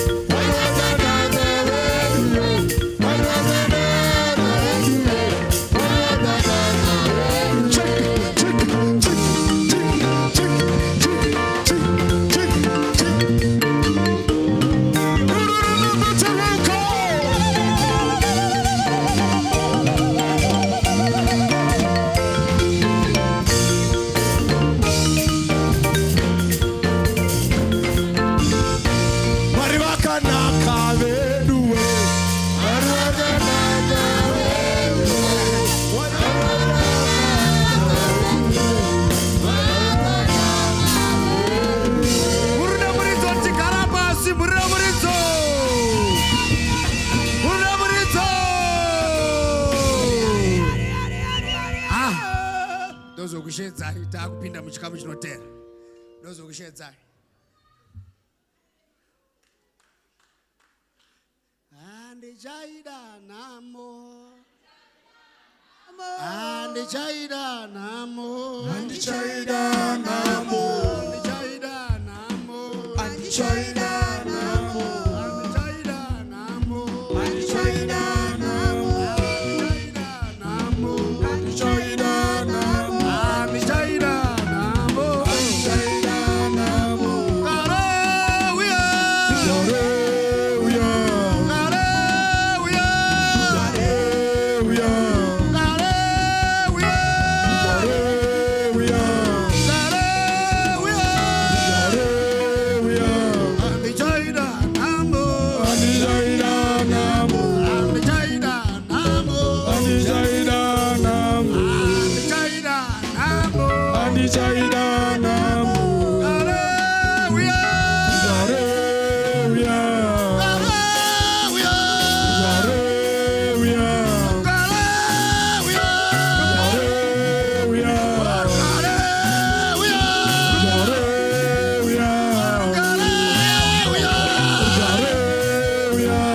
Andichaida namo.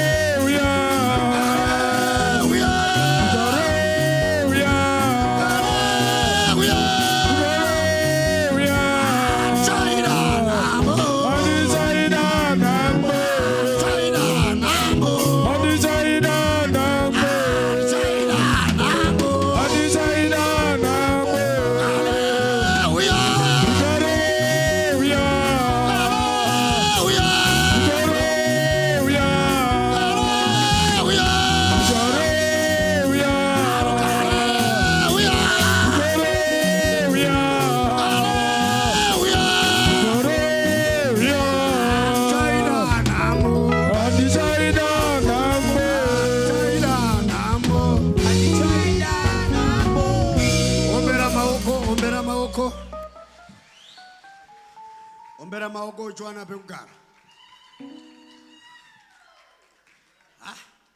Udza munhu ari padhuze newo kuti kana chechi akanakidza kudai Pastor Tasha vadzokere kuZimbabwe.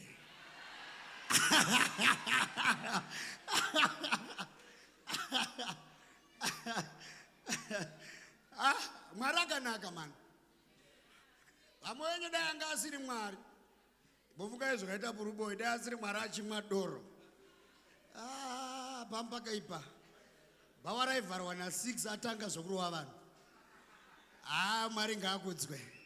Ingoona nyasha pauri ipapo. Tingombera maoko tiremekedze Mwari wedu. Mwari wenyasha, Mwari werugare, Mwari wesimba. Tichazodzokera panapa taakufara naye. Tinotenda. Ingosimudza ruoko rwako. Kuropafadza kwesimba raMwari nengoni nenyasha ngazvive pamusoro peupenyu hwedu. Simba rechikuru rinokukunda ngazvititeverere. Taurai zvakavanzika matiri. Tiropafadzai nesimba, tiropafadzai nemoto, tiropafadzai nengoni. Zarurai moyo yedu, zarurai nzeve dzedu, nyasha dzigowanda muzita raJesu. Amen. Muzita raJesu. Amen. Ndokumbirawo maenvelopes aya ndine vanhu vandisina kupa nezuro. Tichakupai envelope. Nhasi izuva reappreciation. Kutenda nyasha dzatakaitirwa naMwari kubva muna January kusvika patari apa. Udza munhu ari padhuze nekuti kubva muna January kusvika patari apa inyasha dzaMwari. Tinoona nyasha dzaMwari. Hatina kufa, hatina kuparara, but we are still kicking, we are still alive. Ngatingoona nyasha dzaMwari pedyo newe, ingoona nyasha dzaMwari. Saka kana musina kupiwa, vasina maenvelope simudzai maoko. Vasina kumbopiwa maenvelope simudzai maoko. Asina, please vapei. Zvandichaita ndezvokuti pandenge ndichiparidza Mwari achataura newe zvokuita. Pandinenge ndichiparidza Mwari achataura newe zvokuita. As I continue to preach, Mwari achataura newe zvokuita pandeni chiparidza. Mwari akataura newe ita zvataurwa naMwari naika. Nezuro taitaura pamusoro pema-sacrifices. Nhasi ndoda kutaura pamusoro title yandati specific demanded offerings, but pa screen nyorai kuti demanded offerings. Ngatingoti demanded offerings. Demanded offerings. Demanded offerings. Chaita zvokudimandwa, chadimandwa, chadimandwa, chadimandwa. Demandwa. Even good health in anonzi ma demands of good health. Even progress kune ma demands of progress. Even kuti pachikoro tive ne higher pass rate tine ma demands of higher pass rate. But today we are going to zero in pamusoro pe title ioi demanded offerings. Demanded offerings. Ingondudzira munhu ari padhuze newe kuti don't worry. Taura zvinotangira ipapa. Don't worry. Pilot watina nhasi is from Zimbabwe. Akasimuka anolenda zvakanaka. Saka usatyako. Tinosimuka tichisvika naye. Ndoda kuti mese manikidzira moyo wako kuti upinde mumweya wokutenda. Zvinhu zvemweya upenzi kune vakachenjera. Ende ukasara unogona kutosara zvachose. Baba, ndanga ndakarara ndaona vanhu vachibudirira. Maoko enyu mashoma.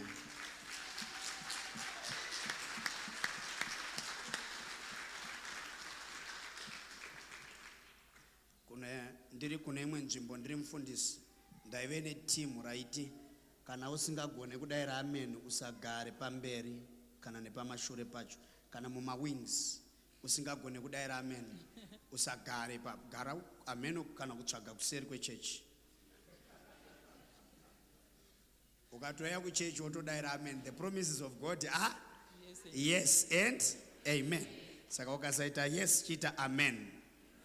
Right, amen inoreva kuti ndinobvumirana nezvamuri kutaura. Rimwe zuva mushumiri anga achitaura nyaya yakanaka. I remember the president Madao vanga vachitaura nyaya yakanaka vachiti vanga vachidzidzisa vachitiwo vakaverenga vakateerera mumwe mushumiri achiti iye panonzi amen. Ndakazomuteerera mushumiri anonzi ziti deg ndakanganwa the other name. Anoti iye achiparidza paiti amen akati in the name of Jesus, hallelujah, amen. Hanzi vanhu pavaiti amen vatumwa vaitarisa munhu ati amen votomhanya neorder yake votomupa. Saka paiti amen. Saka kune vatumwa vaitarisa kune vasumudza maoko amen votomhanya. Paitika chaos kuti vatumwa vaimhanya vachipa vanhu zvinhu. Saka mumwe anenge akangati donge munhu arotengesa nyoka mubhazi tengesa ruambira chiva suku kuviri mungadawo shato here.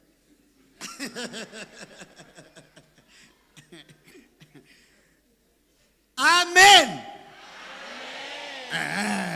Hanzi paunoti amen vatumwa vanomhanya neorder yavo. Zvinhu zvacho zvirizo unozwa tikati gamuchira kunogamuchira abvuma kuti I receive. A closed mouth is a closed destiny. Kuchurch kunoku tinobenefita nekudaira amen, tinobenefita nekudeclare, tinobenefita nekureceive. Ukauya ukati zoto wanyura. Ukanyarara wanyaradza future yako, ukanyarara wanyaradza ramangwana rako. Rugare kune vanotenda. Now tine ma banking details achanga achizoiswa wada kuisa mu bank account mubva maisa. Ndakuparidza pamusoro pe demanded offerings. Nasi kuchechi kwedu kwapinda mbavha kuchechi kwedu kudziva rasekwa kwapinda mbavha. Saka ndine mukomana wangu, mwana wangu mukomana mukuru akauya nezuro. Saka akarara, ndobva anzwa kuti namata, ndobva anamata ari mumba, ari kunamata. Mweya ndobva wamuti buda mumba, enda unonamatira muchechi. Iye ndokuramba achinamata. Ndokubva anzwa kuti zvandakunzwa panapa ndikaramba ndichita noise ndodisturba vana vakarara. Regai ndibude ndononamatira muchechi, tinogara pachechi. Ndobva avhura dhoo ndokuti kune mumwe chivhara idhoo nemukati. Ndobva aenda kuchechi kunonamata. Paabuda achienda kuchechi ndokubva amhoresa gadhi. Tina gadhi anogadha ngaakagarawo kumaofisi. Baba mangwanani ndichambopindawo muchechi. Izvo gadhi akagara ari kugadha kuofisi, muchechi muri kutobiwa. PA system iri kutobuditswa. Saka ndopa achimhoresava kudodai step akananga kuchechi ndokuona munhu achijamba jurawo. Ndokuti mbavha kundosvika kudai so zvinhu zvatobuditswa, chasara kuti zvijambiswe jurawo. Saka vaiti vakabuditsa votambidza ari kuseri kwejurawo, woloda mota zvorowa pasi. Dai asiri Jesu nhasi ngadai pasina PA system muchechi. Havanawo kana cable yavatakura because vanga vachitounganidza kuti mamaiki apa, mastands emamaiki apa, maamp apa vanga vachiunganidza kuti vozopa in order. Ende mweya muchena achimeka sure kuti musati mapedza kubuditsa pamunotanga kuti takuda kubuditsa, denga richabuditsawo mukomana waro kuti auye panyaya ishi. Saka ndichiparidza kudai so ndoda kuudza kuti rimwe zuva ndakarara dedi, ndakarara so ndakanzi mbavha kindness, mbavha dzakuya, ndakarara. Zvikanziko zvino mbavha dzapagedhi, nditori kuhope. Zvikanziko zvino mbavha dzasvika padhoo renyu, takarara paya. Zvikanziko zvino mbavha dzakuvhura dhoo, ndiri kuhope. Saka ndakatsamira foni yangu ndakaisa paside ndasa ndarora. Zvikanziko zvino tandiri 3 vakomana imomo. Zvikanziko zvino mbavha yakutora foni yako. Hamana mweya muchena akaoma kuma. Ndobva ndiri koko ndikati mbavha ziya foni yangu mani. Pandakadai so ndabata mbavha. Ndavhunduka. Mbavha ikabuda. Denga richishedzera zviziviso kuti iko zvino mbavha yapagedhi. Iko zvino mbavha yapinda mujurawo. Iko zvino yapadhoo. Iko zvino mbavha yakutora foni yako. Zvino tiri kuhope ndakatora akati mbavha ziya foni yangu. Ndodaiso ndabata ruoko ndavhunduka. Mbavha ikajamba ikarowa pasi, foni yangu yakasevwa. May God remember you to such an extent. Hauna mwana anodyiwa nemusatanisti, hauna mwana anoita accident, iwe hauite accident, unoenda kuholiday ukadzoka zvakanaka, hapana anokukuwadza, hapana anokuremadza, kana ukadya zvinouraya hufe, kana vakada kuremadza huremari, denga richakuchengeta, denga richakutevera, chawatanga chinopera, chawatsvaga unochiwana, hapana anokuwadza future yako, hapana anokucherera gomba ukapinda mariri, power richakuchengeta. Volume. Power richakuchengeta. Tinotenda ande kuna Genesis 15 demanded offerings. Ndipo volume bichana voice rangu. Demanded offerings.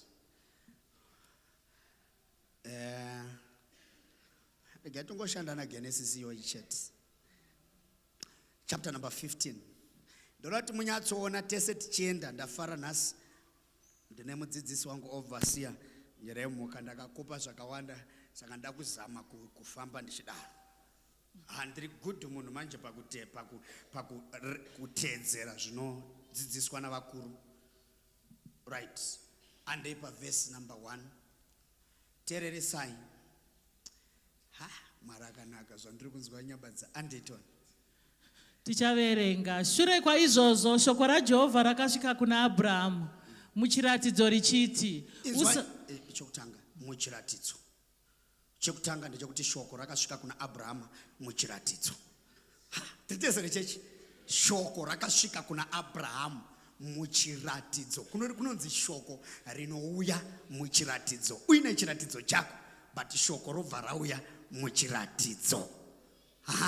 Andei mama.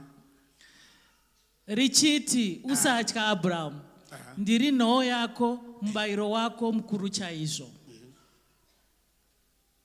Asi Abraham akati, haiwa Ishe Jehovha, muchandipeiko sezvo ndisina mwana uya Ariezeri waDhamasiko ndiye achava mudyi wenhaka yangu here? Mbichana ipapa. Abraham akati hamuna ndizotepa. Asi Abraham akati haiwa Ishe Jehovha, muchandipeiko sezvo ndisina mwana. Munondipa chii ina handina mwana? Hanzi Abraham asatya ndiri nhoo yako chichi Mwari ataura kanzi aiwa akamudaro. Munongotaura izvozvo ina handina mwana kai? Ana mwana reason handina mwana. Why do you say those things kumunhu asina mwana? Why do you promise munhu asina mwana? I don't have a child. Muri kutaura zvokuti nhaka yako nhaka zvinondibatsirei kana ndisina mwana. Right. Andetoni pedzisai. Pakanzi mwana uye Eliezeri. Uye Eliezeri. Handitika? Mwana uye Eliezeri weDhamasiko ndiye achava mudyi wenhaka yangu here? Dzikai pazasi. Uye Abraham akati, hamuna kundipa vana, saka muranda ari mumba mangu ndiye achava mudyi wenhaka yangu. Muri kunzwa Abraham kuti hamuna kumbondipa vana imi. Apa munoda kuti muchandipa nhaka. Apa vana vacho hamuna kumbondipa kuti ndo vachadya nhaka. Ende imi muri kuti hanzi Abraham, iwewe uchava nenhaka. Nhaka yacho ichandibatsirei kana ndisina vana. He is making arguments naMwari. Right. Zvikanzi Eliazara mushandi wangu ndiye here achazodya nhaka yacho because inini mwana handina nemukadzi wangu. Saka achadya nhaka ndiani kana ndisina mwana imi muchida kundipa nhaka. Chechi tiri tese kapo. Ande. Dzikai mbichana timanye. Ipapo shoko raJehovha rakasvika kwaari richiti, murume uyu haangavi mudyi wenhaka yako, asi mwanakomana anobva mumuviri wako ndiye achava mudyi wenhaka yako. Now God is saying, Eliazar haasiri achadya nhaka yako. Mauri iwewe munotori nemwana mukomana, denga rakuprofita. Une mwana mukomana ari mauri, ndiye achazodya nhaka. Andeitone ndozotsanangura. Apa mwana wacho hapo. Akamutora akamubudisa panze akati, tarisa kumusoro kwematenga uye uverenge nyeredzi uone. Zvirokwazvo kana ukakwanisa kudziverenga, ipapo akati kwaari, ndizvo zvichaita vana vako. Ndobva amutora zvikanzi ande panze tarisa nyeredzi ndozvichaita vana vako. Dzikai. Abraham akatenda Jehovha, uye iye akamuti ndiko kururama kwake. Abraham akatenda Jehovah akati thank you Lord, and then they believed. Mwari akati kutenda kwako ndo righteousness yako. You can dzoka imbichana mukomana averenge nechirungu ipapo tobva tatotanga kuparidza. And he believed in the Lord and he accounted it to him for righteousness. Mwari akabva amuti zvawaita izvozvi ndo righteousness chaiwo chaiwo wokuti wabeliever watenda. Now dzikai pazasi mbichana. Akatiwo kwaari, ndini Jehovha akakubudisa munyika yauri yevakaradhiya kuti ndikupe nyasha iyi kuti uitore ive yako. Asi Abraham akati, haiwa Ishe Jehovha, ndingaziva seiko kuti ndichaitora?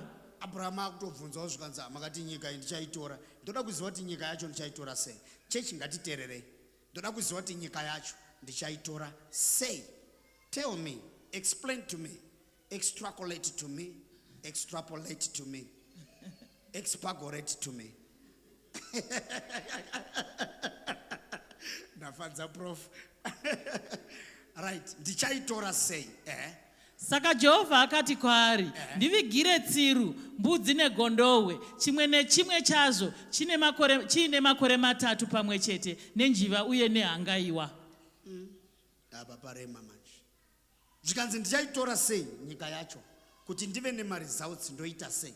Zvikanzi naMwari akumuudza kuti iwewe uve mudyi wenhaka, nyika iyi ive yako. Number 1 unofanira kuti, saka Jehovha akati kwaari kuti inini ndikuitire izvozvo zvauri kuda. Ndivigire tsiru ichi imombe. Handitika? Mbudzi negondobwe. Chimwe nechimwe chazvo china makore 3. Makore makati 3 years handiti. Pamwe chete nenjiva uye nehangaiwa. Uya negondobwe apa netsiru nehangaiwa woisa apa. Kana wauya nazvo zvinhu izvozvo make sure kuti zvine ma 3 years woya nazvo apa. Dzikai pazasi. Kurumbidza.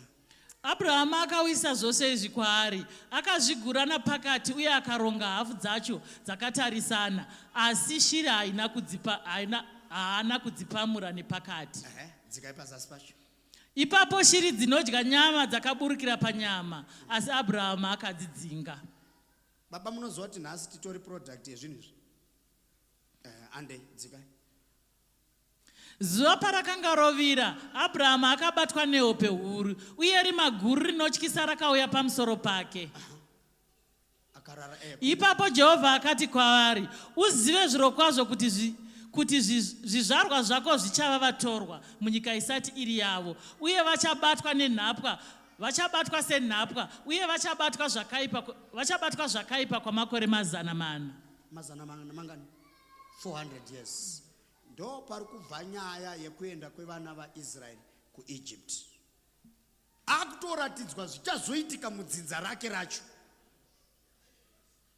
Zvichazoitika mudzinza rake kuti kune nguva ichauya Abraham nekuda kwezvawaita zvibayiro zvawaita zvawateerera. Tozoparidza kana.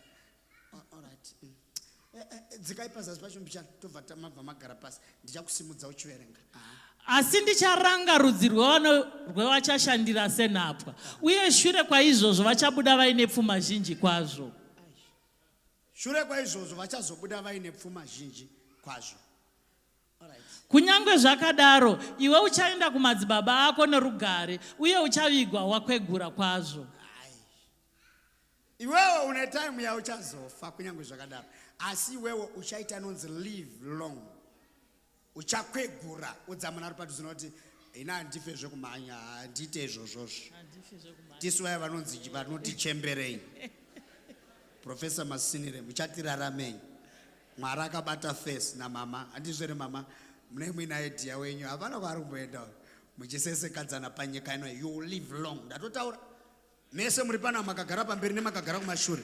You are going to live long in the name of Jesus. Hallelujah. Amen. All right. And now, as for you, you shall go to your fathers in peace. You shall be buried at good old age. Nchakushedza ngatigare pasi omberere hama idzi kuverenga kushoka.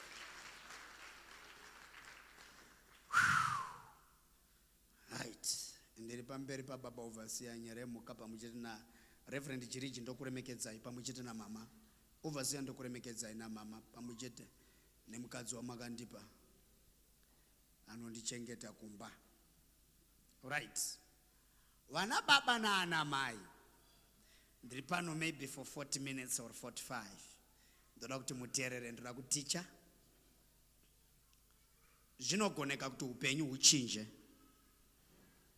Zvinogoneka futi kuti upenyu urege kuchinja. Rega nditange nekungotaura. Kunamata kwedu uku kunova Yusufu kana tichiteerera mirayiro yaMwari.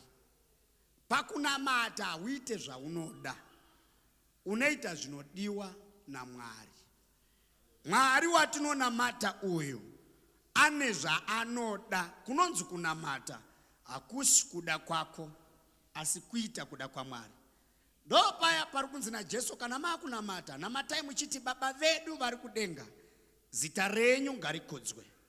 Kuda kwenyu imimi Mwari ndiko ngakuitwe, kurege kuva kuda kwangu kana kuda kwemurume wangu. Wapedza kuda kwemurume, kuda kwemukadzi, dzidza kuita kuda kwaMwari. Now Mwari tichimunamata hatimunamate tichita zvatoda isu, zvatinoda isusu. Vakasandikudza handite izvozvo, vakasandiremekedza handite izvozvo, vakasandifarira handite izvozvo. Kunamata Mwari kunoti even ndikasakufarira ita kuda kwaMwari. Even ndikasakuremekedza ita kuda kwaMwari.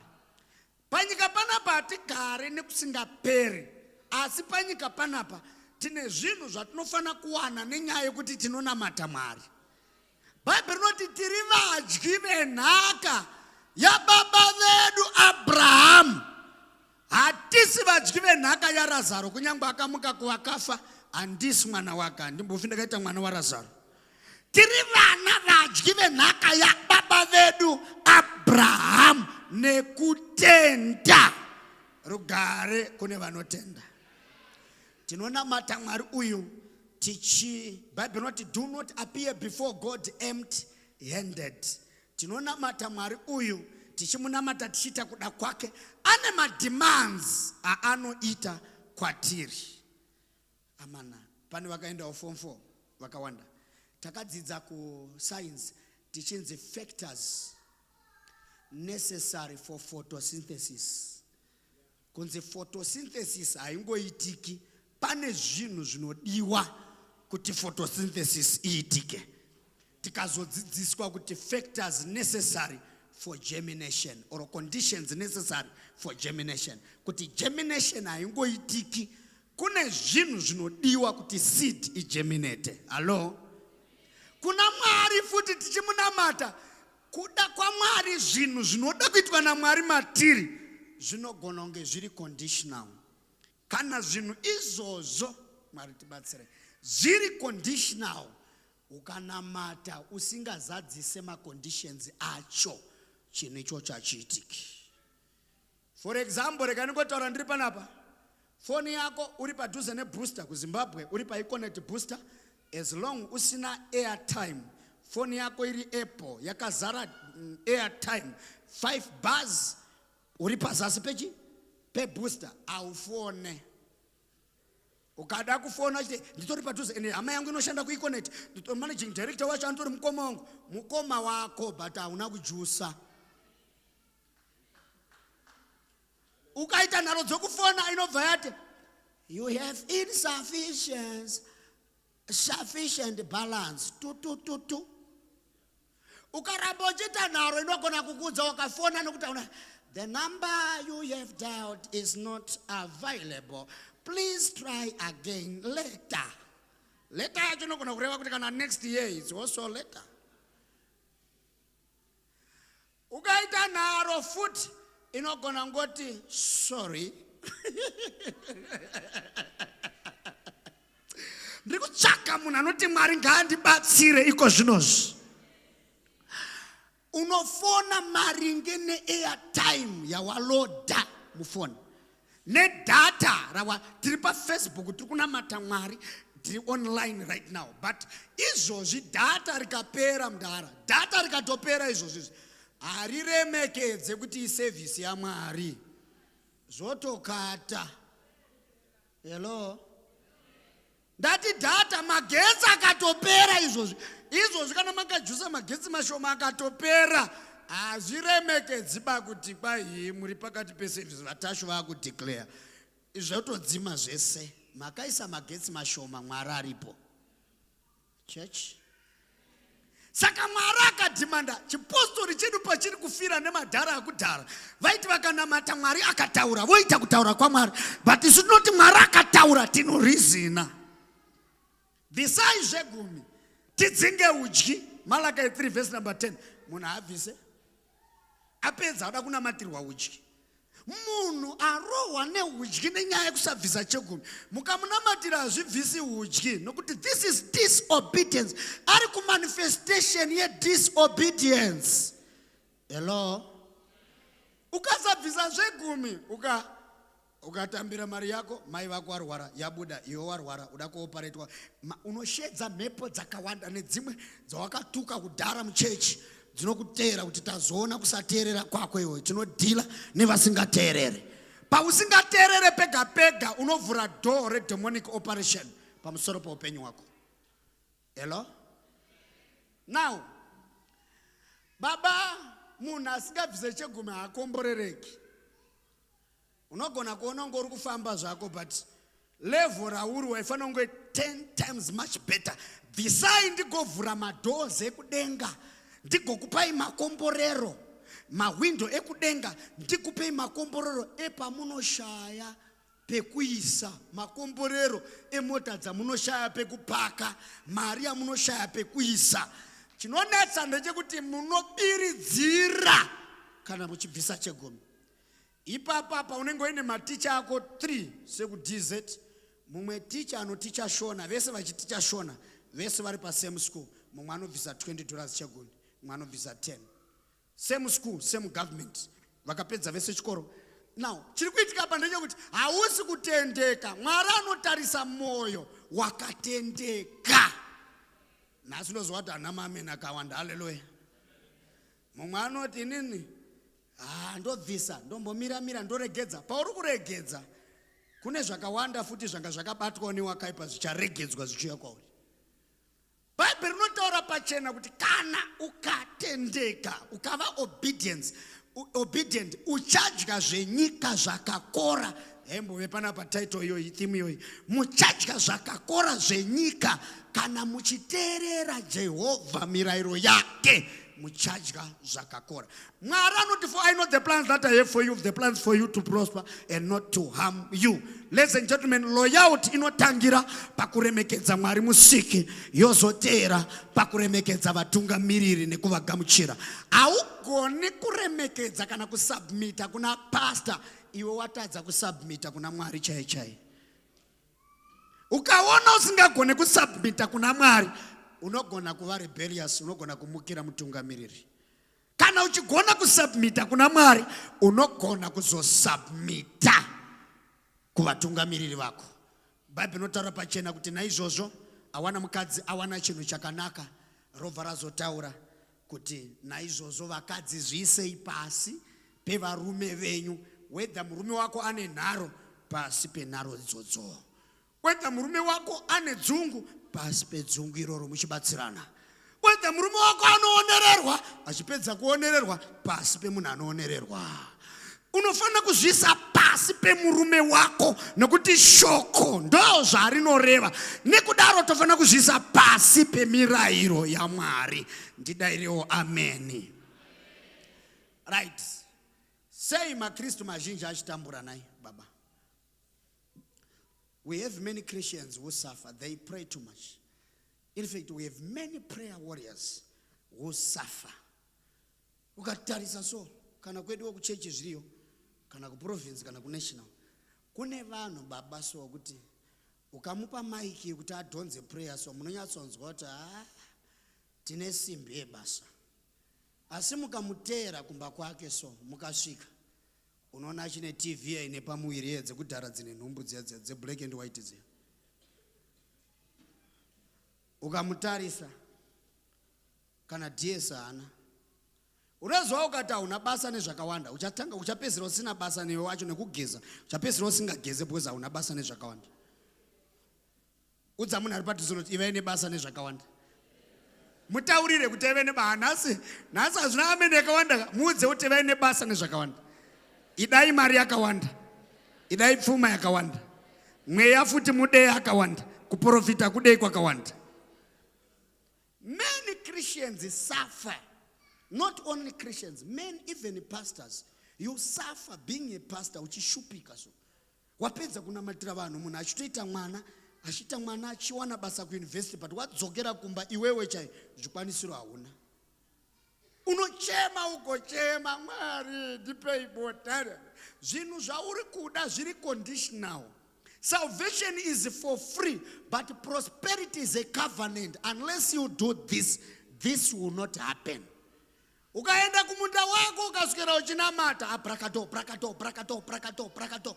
Ndakambopa muenzaniso panapa ndikati ukaenda kunorora kumba kwa Jakata wosvika wanzira titambire vakwasha obva wapinda kuti amia dosida atikezedia paradesa bai.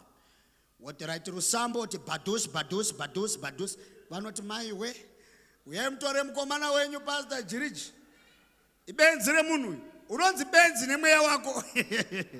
Because pari kudiwa pfuma haugone kuenda kuspace obva wasvika order chikafu chako obva wanzi bhadharai woti with God all things are possible. Brakandus antakinda pradesta basta ba.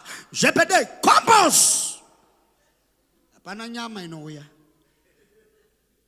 There are things we transact spiritually, but there are things we need to pay for those things to have it.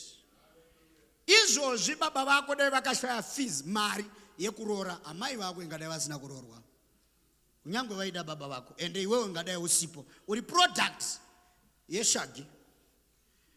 Vai mari musina kubvisa imi, mama vanga vasingauyi kumba kwenyu, kunyange muchivada vanoti endai munoroora. Munhu wese musikana chinonzi kuroorwa, vasikana vasina vada kuroorwa nevakomana vane mota, simudzai maoko. Vasikana vada kuroorwa nevakomana vane mota, vane dzimba. Yes, good, I like you. Simudzai, thank you. Simudzai maoko vada kuroorwa nevane mota. Simudzai, yes, muri kuona manumbers. Vada kuroorwa nevanhu vane mota. Shamwari, baba wako chaiwo akaitadza mota iyi. Shamwari. Hanzvadzi yako kumusha kwenyu hakuna munhu ane mota iwo. Hanzvadzi dzako dzakaikoniwa izvi. Baba wako chaiwo wakaroora vasina mota iyi. Usada kuomesera mwana wemunhu, iwe uri product yemunhu akatozorora asina kuzvikwanisa zvemota izvi. Rega kuomesera vamwe, tangirai pazero. Muchienda kwamuri kuenda kusvika Mwari aita sei? Akuropafadzai. Now, Mwari ngatibatsire. We have Marati batsire mana wakomana. Tine offerings matatu, ndira kumanya panya yangu. Akata offering yekutanga tunoiwana kuna Genesis chapter number 4. Offering yekutanga. Verse number Genesis yekutanga. Genesis chapter number 4, verse number 4. And Abel, he also brought of the firstlings of his flock, my firstborn emukadzake dzese dzaichengeta, and of the fat thereof. And the Lord respected unto Abel and his offering, but unto Cain and to his offering he had not respect. And Cain was very wroth, and his countenance fell. Mwari akaremekedza ma offering, muchibvisa offering kudaiso. Mwari ane vanhu vanoremekedza pama offering. Bible rati Mwari akaropafadza offering ya Abel, asi haana kuropafadza offering ya Cain. Cain akasvika pakuuraya Abel nokuti Mwari akaburukira pana Abel.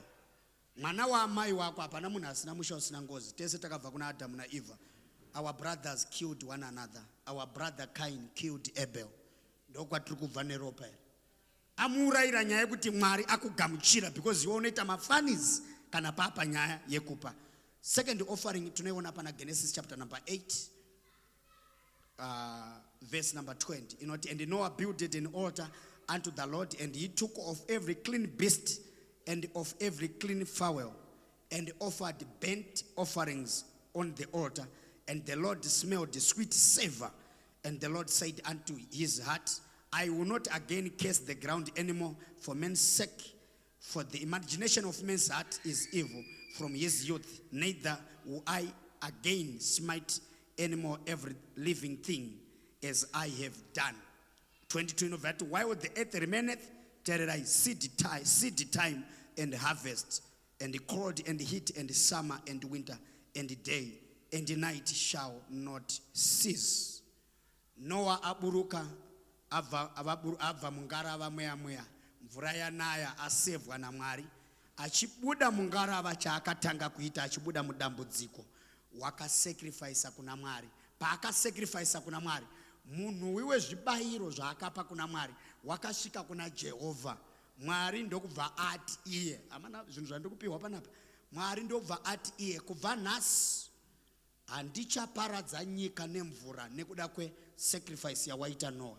Ndokubva Mwari aisa rainbow yatiri kuona nanhasi ya rainbow ya.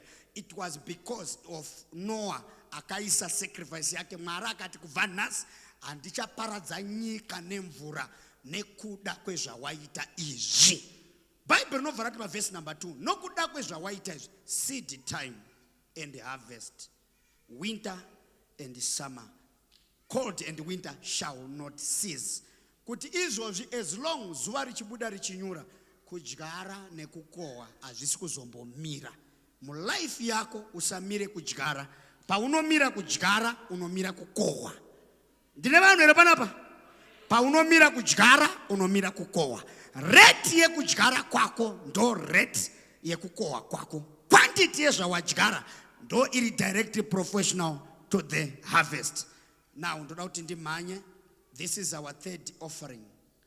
Now, second offering, third offering. Ndo yakaitwa na baba vedu Abraham, and then I will begin to preach. Third offering, tunoiona pana Genesis chapter number 14. 14 verse number 17 to 20. And the king of Sodom went out to meet him after his return from the slaughter of and of the kings that were with him at the valley of Sheve, which is in Kingsdale. And Melchizedek, king of Salem, brought forth bread and wine, and he was the priest of the Most High. And he blessed him and said, Blessed be Abraham of the Most High God, possessor of heaven and earth. Verse number 20. And he blessed the Most High God, which hath delivered thy enemies into thy hand. And he gave him tithes of all. Do offering yedu number, biblically number 3. Abraham paka yenda kunona, paka pedza kuno, paka rwa hondo akapedza akudzoka. Andorwira vana Lot akudzoka, akava apa Melchizedek. Ndo pakatangira chegumi apa. Akapa Melchizedek tithe of everything. Tithe of everything. Business rako rino tithe, salary yako ino tithe. Tithe of everything. Ukavisa ku business chat, business rino ropafadzwa. Ukavisa ku salary, salary yako ino ropafadzwa. Business rako ukavisa rino ropafadzwa. Kana muri baba na mai, ukati baba murume wangu ndiye anobvisa, ina andibvise, murume wako ndiye acharopafadzwa. Iwe unogona kuzodzingwa basi, ukauya uchibikira baba wachienda kubasa. Because iwe hausi kubvisa chegumi. Hello? Chegumi chinobviswa nemunhu wese ari kuenda kubasa. Asingaende kubasa, kune chinonzi chegumi chekunhonga. Munhu akakusira 100 rands, dzidzawo kubhadhara 10 rands. Kuitira next time, anokusira even 200.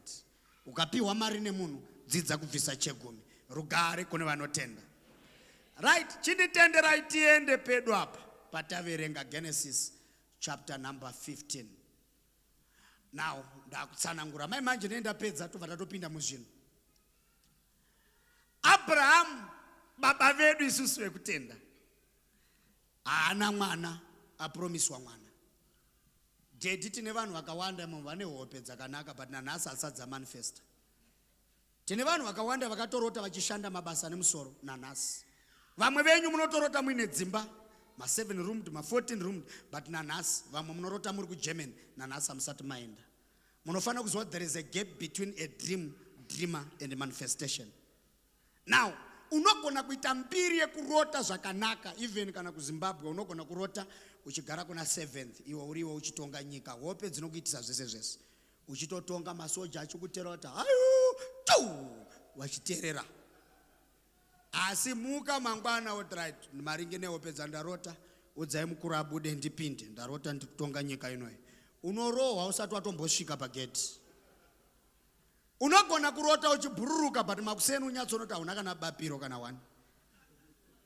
Kana kurota uchienda kunze kwenyika, makuseni wozona kuti passport yako haina kana kudhindwa uye hakuna kwawaenda.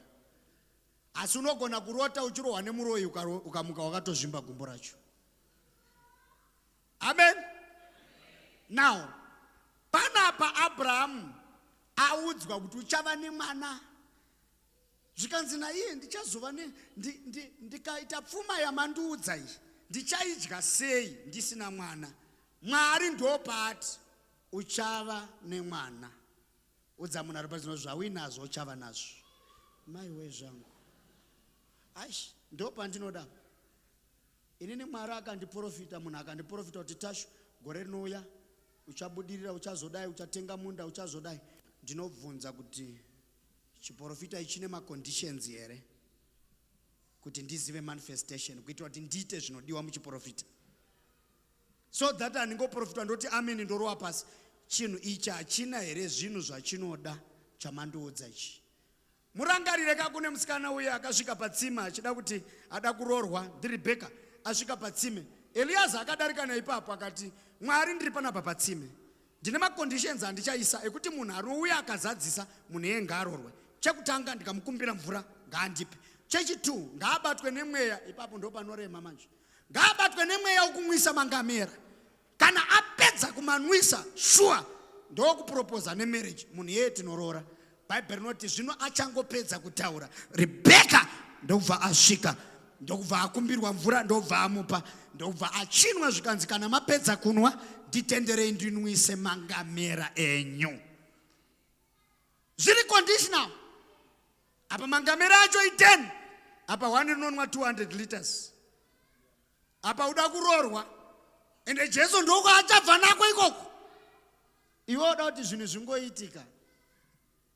Tarisa munhu ari padhuze noti muda kungoti zvinhu zvingoitika, muda kungonhonga 10,000 kumba kwenyu. Neprado handiti muda kunhonga jipi kumba kwenyu, muda kuona jipi iri mugeti. Alright. Abrahamu ndobvanzi. Mwari tibatsirei nehama dzedu dziri paFacebook, batsirwai. Tine zvinhu zvakawanda zvatiri kuchema, tine zvinhu zvatakapromiswa naMwari, tine zvinhu zvatiri kutoda, Mwari anatipromisa, but isusu tine mweya tinotenderwa kudesire. Ndosaka Paul anoti, I wish above all things. It's a wish. I wish. I cannot make you, but I wish. Because iwewe une zvaunofana kuzeti, I wish above all things that you may prosper. It's a wish. And be in good health, because haugone kuva neutano usina kubudirira first. Wazvimwe zvizhinji zvatiri kurwara nazvo, lack of balanced diet. Monday to Sunday uri kurova mutsone. Idyai zvine utano, aiwa zvine utano asi hazvisi kubalansa diet. Patebho pako hapana kana dessert.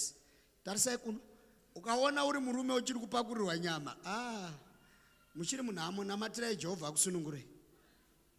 Munhu ane mapisi 2 achibharansisa nesadza so. Achibharansisa kuti zvipererane nemapisi 2, murume mukuru kudikitira kudya mapisi 2. Ukarasa $20 kupidigura nemasofa, kupidigura. Chii, tadonedza $20. Eish. Mwari ngaakurangarire nemari yakawanda kutanga nhasi. Ndati Mwari ngaakurangarire nemari yakawanda kutanga nhasi. Mwari ngaakurangarire nepfuma yakawanda kutanga nhasi. Mwari ngaakurangarire nemota dzakawanda kutanga nhasi, nedzimba dzakawanda. Uchaita imwe imba kuSenton. Uchaita imwe imba kuna Ondekas. Tachikovereka mazita. Mwari ngaakurangarire nedzimba namaproperties akawanda nezita raJesu. UZimbabwe toti kana usina land hausi murume. Kana usina land, usina matitle deeds, hatukuverenge patoverenga varume. Right. Abraham ndovanzi uchaita mwana uye haangauyi. Saka Mwari anonyepa here. Ndautopedza. Ko Mwari ndiye ataura kuti uchaita mwana, iye mwana wacho haasi kuuya. Mai vari kutochembera tine promise yaMwari. Saka Mwari anonyepa. This is chapter number 15. God is promising. 15, 16, 17, 18. Mwana akuya. Zvikanzi naMwari panapa, kana uchida kuti izvozvo hanzi ndichaziva sei kuti izvi zvinhu zvichaitika kwandiri. God bless you baba vane maspectacles. Mwari akuitei zvakanaka nemurenyu. Ndaona Esther, God is going to bless you mightily. Kwete ivavo chete, nevari kuroo iyoyo, nevari papa. Tese, Mwari akataura nemunhu 1, ataura nesu tese. Now, kuyambuka kwaMozisi, kuyambuka kwevanhu vese. Mwari ndiye ataura, mufundisi Jereji. Mwari ati Abraham uchava nemwana, but mwana wacho haasi kuuya. Uchinyatso kuti kuvanhu, Mwari akanyatsotaura neni kuti ndichawana basa, but basa racho harisi. Ukaenda kuinterview wafoira, but muhope wakanyatsoona ngirozi yakapfeka zvewaiti unge baba vandaona panzapa. Ikatokuudza iwewe, ikati iwewe uchava nebasa. Uchanoshanda kuairport, but nanhasi kana kuairport kwacho hautambiri ikoko. Even wada kuenda kuairport, havabatwe nemweya wekuenda newe. But une promise. Tine vanhu vakawanda vane mapromise aMwari, but nanhasi haamanifest. Unorota uchirapa vanorwara, unorota uchiprofita, but fear tikakuti profita apa unodzimirwa. Masaisa aenda. Zvakawanda zvawakapromiswa naMwari, but nanhasi zero, hapana. Mwari haanyepi, but these things are conditional. These things are conditional. You want to be a great preacher, a mighty preacher, sure unenge uchiona uchiparidza nyika dzese, but fear hapana kana wana anokudana, ini ndiri nani ndinodanwa kuRudaport, ndatodarika upota ndikauya panapa. Zvinogona kutovharana ukatopiwa assembly yako kumusha unenge uchitongofamba from one village to another or from DZ to Chitungwiza. That's the end of the road. You never even go to Mozambique. Ini nditoriwo nenyasha dzangu ndiri panapa kana ndikatonzizwa ri kupedzisira but ndatouya. Pahistory pangu panotonyorwa kunzi vaiparidza muZimbabwe vakaparidza muSouth Africa. Vachidzika paora tambo vachitampirwa vachindogara kunonzi kuSenton. Iwe kubva wakauya kunoka usati warara kuSenton. Ndakauya musi unoyu. Ndirangokuonesa chete kuti unogona kuvharirwa kunze Mwari achitaura newe, but mweya tsvina ichikuvharira kunze Mwari achitaura newe. System iyoyo ngaiparare yekuti Mwari akataura mweya tsvina inokuvharira kunze, mweya muchena akaprofita mweya tsvina yokuvharira kunze. Saka Mwari ataura mwana haana kuya. Tine ngomwa dzakawanda vanhu vari barren, but Mwari akataura kwavari nanhasi havasati vachibata nenyaya yekuti havadi kuita zvinhu zvinodiwa nemaconditions. Abraham ndobvanzi kuti izvi zviitike utore ive uve nevana ava. Chinzwa, tora mbudzi, dzosera ivhesi ya baba. Tora mbudzi, tora gondobwe, tora njiva. Waendere pepe mwana wamai ndisire vemedia.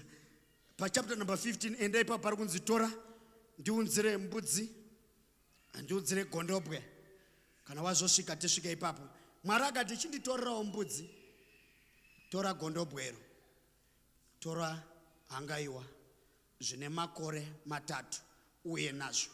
Now izvi zviri kutaurwa izvi kana wauya nazvo zvinhu izvi wozviisa pamberi pangu, ipapo zvese zvauri kuda zvatawirirana zvichaitika. Wabata Dube? Uya nembudzi dzachapo, uya negondobwe zvine makore 3. Wakabata envelope yako yoyo yawinayo ipapo. Denga rine zvinhu zvari kudhimanda nhasi. Verse 9, enda pa verse 9 shamari. Verse 9 chapter number 15 verse number 9. Verse 8 inoti iye akati Ishe Jehovha ndichaziva seiko. Inzwai amana, inzwai. Iye akati Ishe Jehovha ndichaziva seiko kuti ichava nhaka yangu. Akati kwaari verse 9 nditorere tsiru rine makore 3, tsiru rine makore 3 nesheshe yembudzi ine makore 3 negondobwe rine makore 3 nenjiva nemwana wenjiva. Kana wasvika kunjiva tora njiva nemwana wenjiva. Zvinganiko zvinhu zvaakumbirwa? Number 1 nditorere tsiru rine makore 3. Number 2 sheshe yembudzi ina makore 3. Number 3 gondobwe. Number 4 njiva nemwana wenjiva. 5 different kinds of demanded offerings dziri kudimandwa naMwari kuti zvako zviitike gore ripere zvakanaka. Saka nhasi tapiwa mukana uyu watapiwa uyu. Baba ndakagara kuDZ ndakagara so. A certain pastor akauya pamba ndandine benzi yangu yediesel. Ndobva ati makadi achipedza ndikati triped makadiyo ndichidaira inzwi ndobva rati tora benzi yako umupi. Ndakaramba ndakanyarara. Iwe zvinotombondibatawo ndiri munhu wakasewo. Ndakatoti kana handisuzombomba. Inzwi ndobva radzokera apa mukadzi wangu hapo. Zvikanzi tora mota iyi aende nayo now. Iko zvino. Ndikamutarisa zvikanzi kwakanaka, ndikamutarisa kwakanaka. Zvokuti munhu anguya panapa achindimhoresa wopiwa benzi kuti aite andiparidzire. Ndiniwo manje kufunga kwangu ngati anaoto ini ndinonyatsozoti ava ndimwari because vanositaura nini. Ngati handisuto ndaita sei handozotsvaga zviri nani. Ndakanzi tora mota iyi uvape. Zvimwe malevels amuri kuchemera tichiri wana kunotarisirwa highest level of obedience kune level yekuti ukakwira ukasvika munyika dzemweya, you are not even allowed to make a mistake, you die. Chemera yenyu malevel ndo level yakasvikwa naMoses yekuti rova dombo bvarova mvura yabuda, ndobva Mwari ndobva mukwidza pane chimwe chikero, zvikanzi iko zvino dimension yaWari aurove dombo unonongedzera, chinongedzera zvikanzi handisi kuda, ndaudzokera kwananga ndiri, ndobva rova mvura bva yabuda, zvikanzi naMwari, Moses nyika yauda kuenda ndeiyoyo, asi iwewe kwira mugomo ndikuurayiremo. Hapana time to repent, because dimension iyoyo you are not allowed to make a mistake. Saka ndobva ndapinda mumba ndatora bhuku ndobva ndamba, akachema akatenderera imba akadai achinamata, akauya akachema, munhu mukuru akachema, mukuru kwandiri, vashedza munhu ndobva driver mota ndobva yabuda vaenda. Ndobva ndaenda unoparidza kune mwe crusade, ndichipedza kuparidza pakrusade hapana kana zvekufundraising, ndobva ndavanzwa yai pano zvikanzi Mwari tikupei mota, ndobva ndapuwa mota, ndadzoka kuchechi ndakagara, ndobva kwaya mumwe munhu zvikanzi Mwari tikupei mota, ndobva ndapuwa mota, ndobva ndapuwa futi imwe mota. Zvandanga ndakabata izvi zvanga zvakavhara madoors ezvinhu zvakawanda. Tine vanhu vakawanda panapa, vakawanda, taifanira kunge takure neupenyu, but takaramba chinhu chakataurwa naMwari kuti titi. Ndasarwa ne10 minutes panapa, this is 21 past half past ndapedza. Tine zvinhu zvakawanda Mwari zvaifanira kutiitira, but we refused. Ndiri ipapo baba, mota iyoyo ndaendesa, ndiri ipapo, and then ndobva ndaitirwa breakthrough stand. Stand. Ndiri ipapo. Asi dai ndakaramba nekamota kangu kedhiziri, izvozvi yandiri kufamba nayo hakusi kudada, yandinayo izvozvo ndikapinda ndonozonzo ayo ndiripo. Kana ndikaendawo kana panana baba overseer ndokona unopakawo ipapo. Panokona kunzi ndiya overseer vapi, ndinayo iri naniwo. Asati hangu ndasvika pamarevu enyu mukoma, but ndinenge ndiri mudhuzemo. Saka chausingapi chinovhara door rezvinhu zvinofanira kuuya. Maifanira kunge maapari nani, but makaramba zvinhu zvinokusunungurai. Takuti mota yako iwewe ine chekuita nevana 5 wauda kuita, oramba nekamota kako. Kabenzi kangu ikako akaenderana ne-C class yandinayo zvinozvo. Ende nani kuri nestand yekumusha ndaani town. Ndinotomirawo pano, malandlord mira apa, ndotomirawo. Ndokona kumizana nemalandlords ekuno kwekuHarare. Ndiripo imo, nditoriwo nezita rangu riri kukanzuru. Kuti muguta rinori kune munhu, kune peace yemunhu yekuti mukasvika ipapo zvisiri pamutemo munosungiswa. Peace iyoyo ndeyaTashu. Kindness Tashu. Kune nzvimbo inotonzi Kindness Tashu muHarare. Haubvumirwe ipapo kana kukanda chidhina kana kukanda marara ndepangu. But dora unoramba kuvhura, chaunoramba kuregedza. Vana baba nana mai zvatunochemera madimensions makuru, Mwari akauya kuna Abraham pachapter number 22. Ndobva ati kuna Abraham, tizodzoka akati kuna Abraham, mwana wacho akanonoka kuuya nditi, akazoya pachapter number 18. Akauya sei? Vatumwa vatatu vachifamba vachienda kwaari kuenda. Abraham ati varume uyende pano, achisvika ndobva avaurayira mombe. Ndokumbira ndikuurayirei mombe musati maenda kwamuri kuenda, akavaurayira mombe. Bhaibheri kuti chenjerai pakugamuchira vatumwa vakaita sesu vanouya vachiparidza.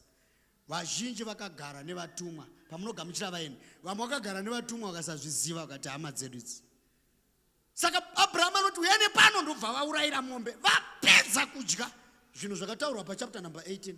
Zvamabvisira mombe, tsiru, mukabvisa gondobwe, mukabvisa hangaiwa, mukabvisa njiva. Panapa pauya Abraham, hazvina kuitika zuva iroro. Ndobva zvauya pachapter number 18, kwauya mumwe murume wamwari vachidarika, uyende pano, avabikira, vadya, vapedza nyama yemombe varya.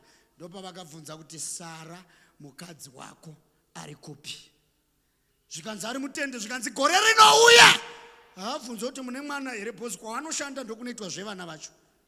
Ende vari kutoita kunge havana basa nemwana, ivo vachidarika pamba pemunhu wavauya naye nemwana. Saka denga rinogona kutouya so. Ine ndoita seko, uya pano tuve shamari tibva tangopedza edu kuparidza. Komana. Ndipe tora kana zvigubhu zviviri. Uya panapa the other one. Baba mune vanhu vanoridza pano. Maiwe. Ndaona vakomana vanochinjana madrums. Jesu ndikamufana kadikidikiso kwedu hazviko baba.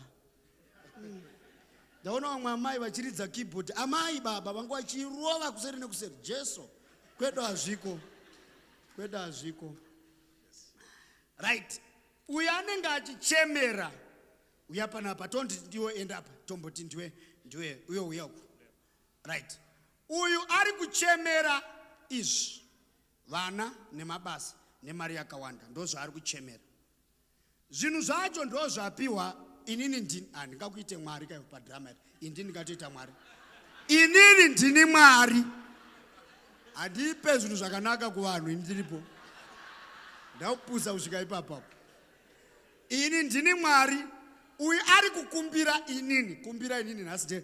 Mwari ndokumbirawo mota, mari, kupasa kuchikoro vana, mukadzi wangu azvare zvakanaka, zvinhu zvedu zviendeke, zvinhu zvifambe. Wapedza kukumbira Mwari, ndoti it's okay mwanangu, uchava nazvo zvese. Ndo zvatinongokudza, uchava nazvo zvese, tobva takuratidza kudeso. Warota, wazarurirwa. Tapedza, tobva tanozviisa uku. Now, uyu akufamba. Iwe uyapa semunhu, mutumwa afambe zvakanaka, mirapa. Ngirozi yakufamba, right? Denga rakudecide. Toda kuti tipe mukomana uyo nhasi. Imba yake yanga achichemera, mari yake, basa rake, kubudirira kwekambani, ave millionaire. Toda kuzvita decide kuti tumupe nhasi, zuva nezuva rine zvaro. Nhasi ndo day rekupa mukomana reappreciation. Right? Denga robva rati chienda nekwaari adiscover zvaanofanira kuti agamuchire. Ipapo manje wewe ingotora mic wani. Titsanangure panapa. Ipapo manje mutumwa ari kuuya nezvinhu izvi. Ndo paari kuuya, ari kunzi naMwari, kana wasvika ikoko unomutendera iye akupe chiri muruoko rwake kuti umutambidze zvauinazvo zvaakanamatira. Ipapo ndo paanouya mukomana uyu achisvika uku. Uyu ndo paanoramba, kana usina kuregedza ichi, izvi hauzviwani. Kana usina kuregedza izvi, izvi hauzviwani. Ndo panonzi uchazviona nemeso ako, asi haungazvidyi. Wasvika mukomana nezvinhu zvako, muratidze kuti zvinhu zvenyu izvi wakuda kutambira, unzi tanga waregedza ichi uchiendesa uku. Oi baba, achitorawo izvi. It's a spiritual transaction. Chaunoramba nacho chino iwewe ndio unenge warambidza zvawakuda kuti uwane. Hello? Hello? Hello? Abraham achiregedza mombe dzichienda, auraya, adya, aguta, ndo pavakazoregedzawo vana. Kusiya gore rinouya nenguva ino hazviitwe uchisvika pamba usati wadya. Hanzi nemukadzi ari pa 2 Kings chapter number 4. Ndinoona kuti uyo mukadzi uyo, murume uyo, munhu waMwari. Tadi kuti auye nepanapa achidya, bva adya, bva anzwa maari kuti zvinhu zvaanazvo hazvibude nekudya. Ngatimuvakire imba yepamusoro. Pavakapedza kumuvakira, imi muchiti hativakire mutoro, vachipedza kuvaka, Bhaibheri rinoti Elisha akati shedza mukadzi uyu auye muno mumba yaavaka. Iwe uda kundishedza muimba ipi? Mushedza uye muno mubva auya zvikanzi amai tokuitira ichi zvamagadzira zvidhina ndezvenyu, rufu ndeyenyu, TV ndeyenyu, mubhedha ndewenyu, zviri muno muzvese ndezvenyu, tokuitira iwo chiko kana matiitira izvi. Denga rikadhimanda mwana wako unopa here? Zvamunomuda stereki Mwari uyu. Zvikanzi naMwari, iwe Abraham uya nemwana wako mubayire kuMoria. Apa madha vapo.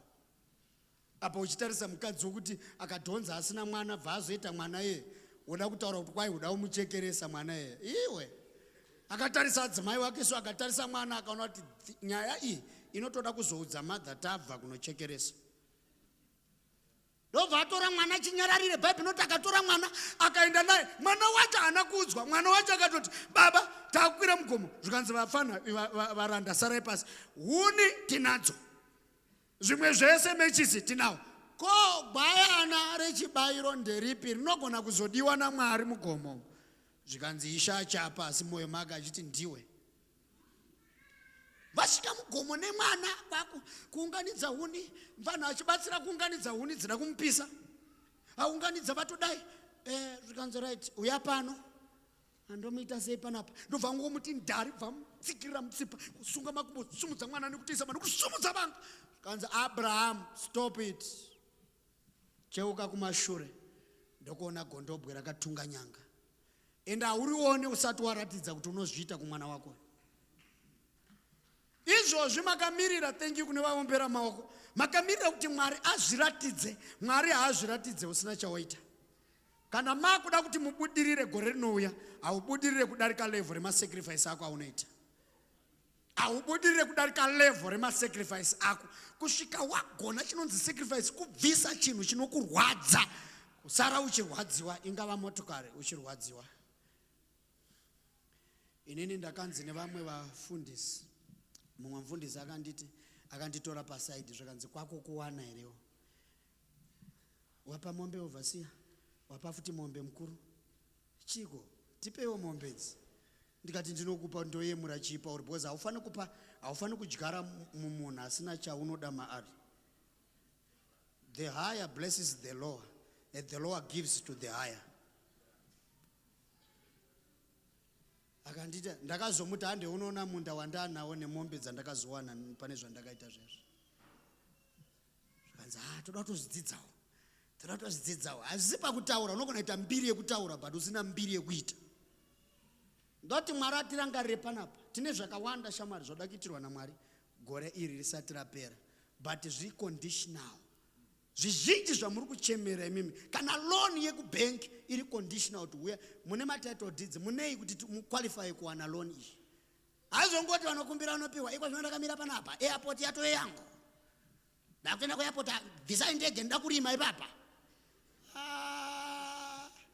Iwe shamari iwe. Ine varidzi nyika iyi. Ine mitemo yayo nyika iyi.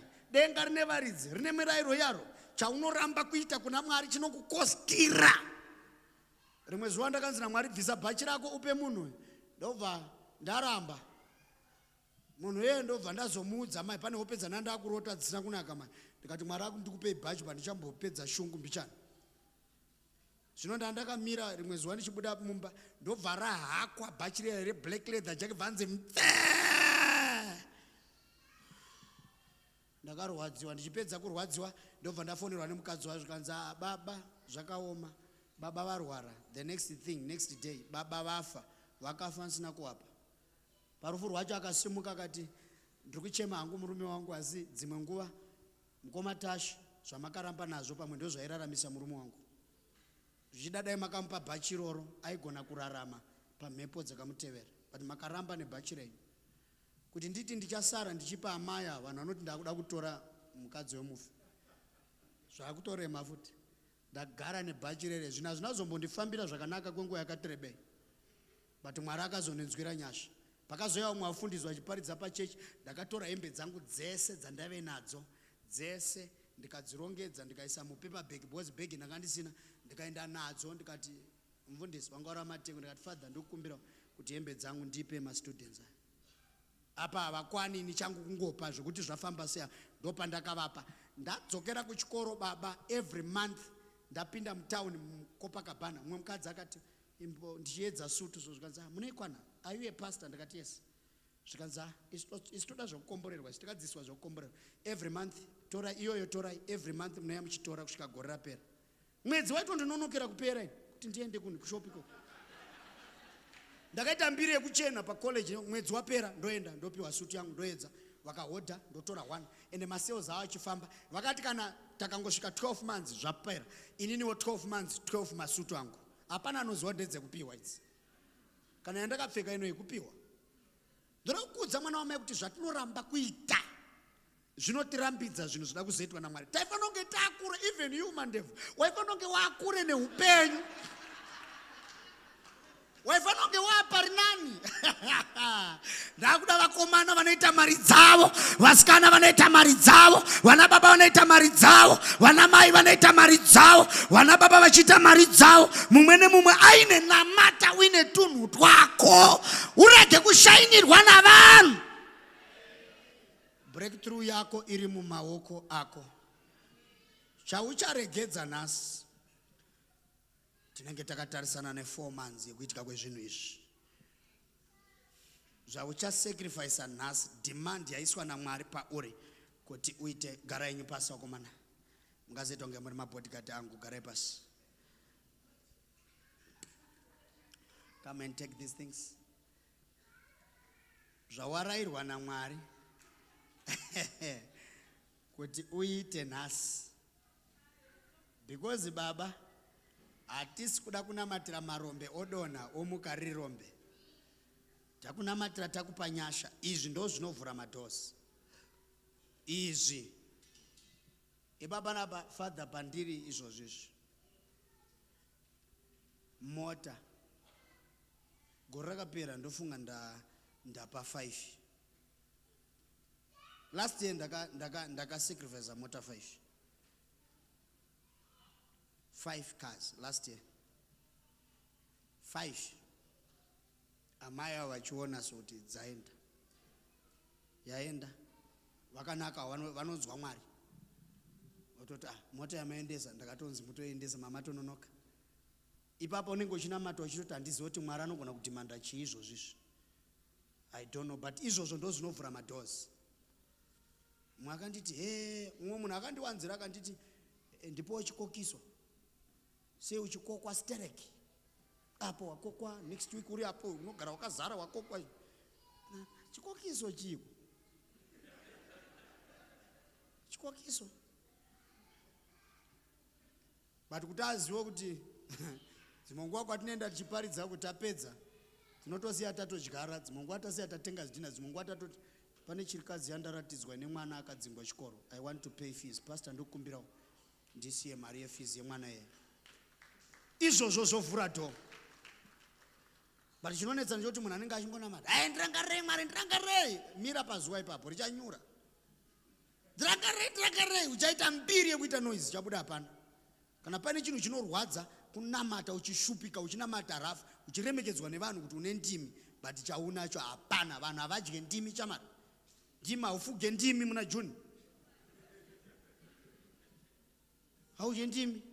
Tinodzida kuti Mwari atishandise tizarurirwe tione zvakavanzika, but we need to give. Ndapedza kutaura. Bible inoti Cornelius, zvipo zvako neminyengetero yako zvasvika. Hapana munhu akanzi dzamataura nhasi ndedzavatumwa. Mutumwa anoita zvimwe akauya kuna Cornelius ati zvipo zvako iwewe neminyengetero zvasvika. Zvewamwe hameno zvapapi, because havasati vasvika palevel rekuti tingakomenta zvipo zvavo. Hatitenderwe kungokomenta kuvanhu vaita zvisina musoro. Tinokomenta pana Cornelius. Bible muna Acts only Cornelius ndiakanzi zvipo zvako neminyengetero yako zvasvika. Ndichipedza kuparidza, munoziva here vhesi iya inoti ndiano ndiPhilippians anobva ati and my God shall supply all your needs. Handiti ndipo paipai haisi yenyu vhesi yekuti my God shall supply. Hausiyo unotaura. Munhu wawaitira zvinhu ndiye anotaura achishedza Mwari wake. Anoti my God, not your God, because wako akutotadza kukuita. Pane paunogona kushedza Mwari wemunhu waMwari kuti zvinoitwa naMwari pamunhu iye zviitike kwauri. Pauro ari kuti nezvese zvamakandiitira, makanditengera, makandipa zvipo. Anototaura baba Pauro achiti ndapfuma nekuda kwezvamakandipa. Ukaona munhu achiti ndapfumiswa nechechi nekuda kwezvamakandipa, zvino zvipo zvamakandipa zvinoita semunhuwi, zvinoita semasacrifice kuna Mwari. Saka nekuda kwekudaro, Mwari wangu, my God shall supply all your needs according to his riches. You are not my God shall supply all my needs. Hauzvishedzere Mwari wako pamanidzi ako. Now, tasvika panguva yekuti nzvera mumwoyo mako. I want you to sacrifice. Ipapo une zvinhu zvauda kuti Mwari akuitire, but zvinhu izvi mawirirana. Uyai pano. Uyai pano muri 2.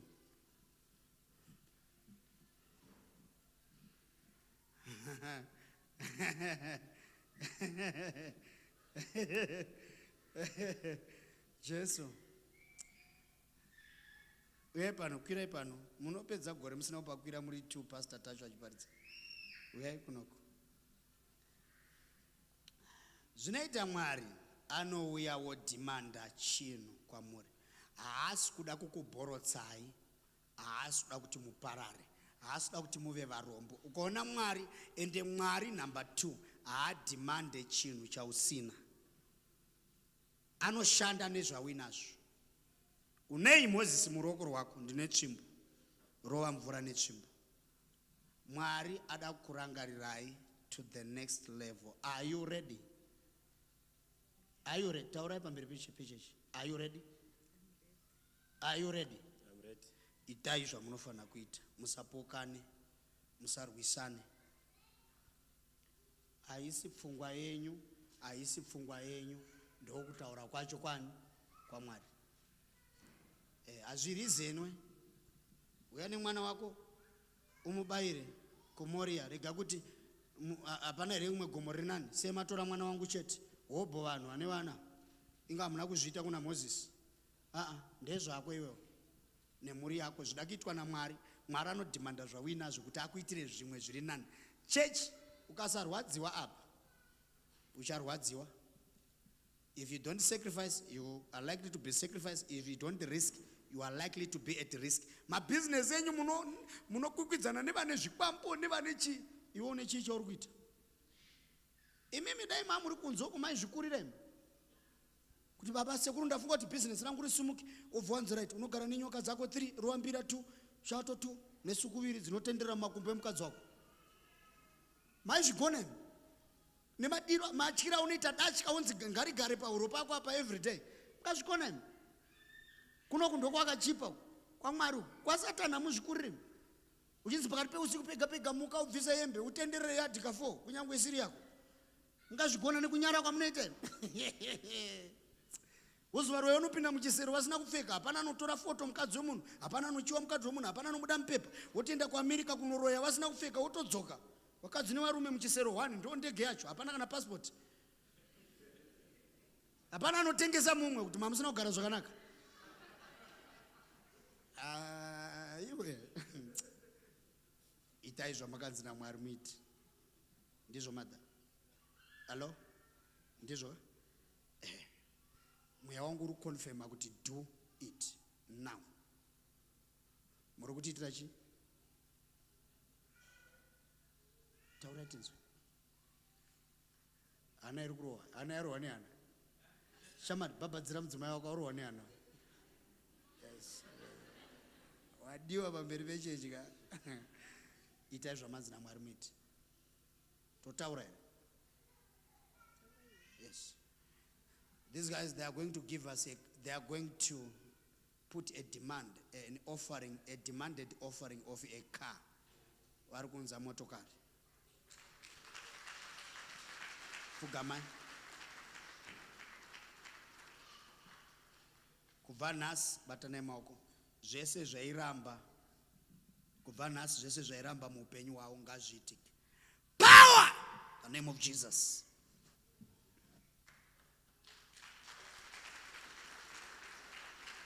God bless you. You are going to be great in life. You are going to be great in life. Saka paunotenga mota yako yekutanga ukangoti garai usatora nguva yakareba ibva watengera mai mota yawo. Ibva wangozvipedza usati wasota zvimwe zvese. Ibva wagadzirisa mai zvova zvapera. Maane motokari. Maane mota yenyu muzita renyu. Usazvisa muzita rako. Muzita ramai. God bless you. Right. Envelope yako yawinayo ndoda kuti uise a demand right now. Uti Mwari ndoda kuti mundirangarire nezvakati. Taura neenvelope yako sati waiunza kuno. Ndoda kuti uise sacrifice ipapo. Kana uchinyatsoziva kuti ndanga ndisina kugadzirira to such an extent. Anditika unonyora even a pledge unogona kunyora. Onyora kuti amana Dube rega kuita zviya zvekuti ndiri kusacrifice 200 rands. Musaite mafanizi waya. sacrifice kurwadziwa.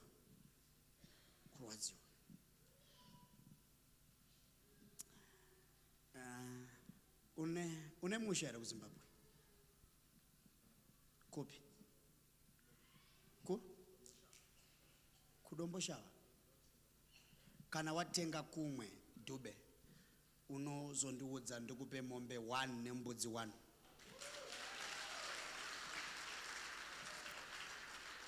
Ndokupa mombe 1 nembudzi 1. Ndiri kungokupa, handisi kudyara mauri. Ndakakuona kubva kudhara tiri kuzasi ukochimba. You are still singing and you do your things with passion. Handisi Zimbabwe achidzoka ndira kupa laptop ozopa mwana batsike kuchikoro. Akusi kuti handisi kuita izvi kuti handina chandiri kutsvaga kwaari.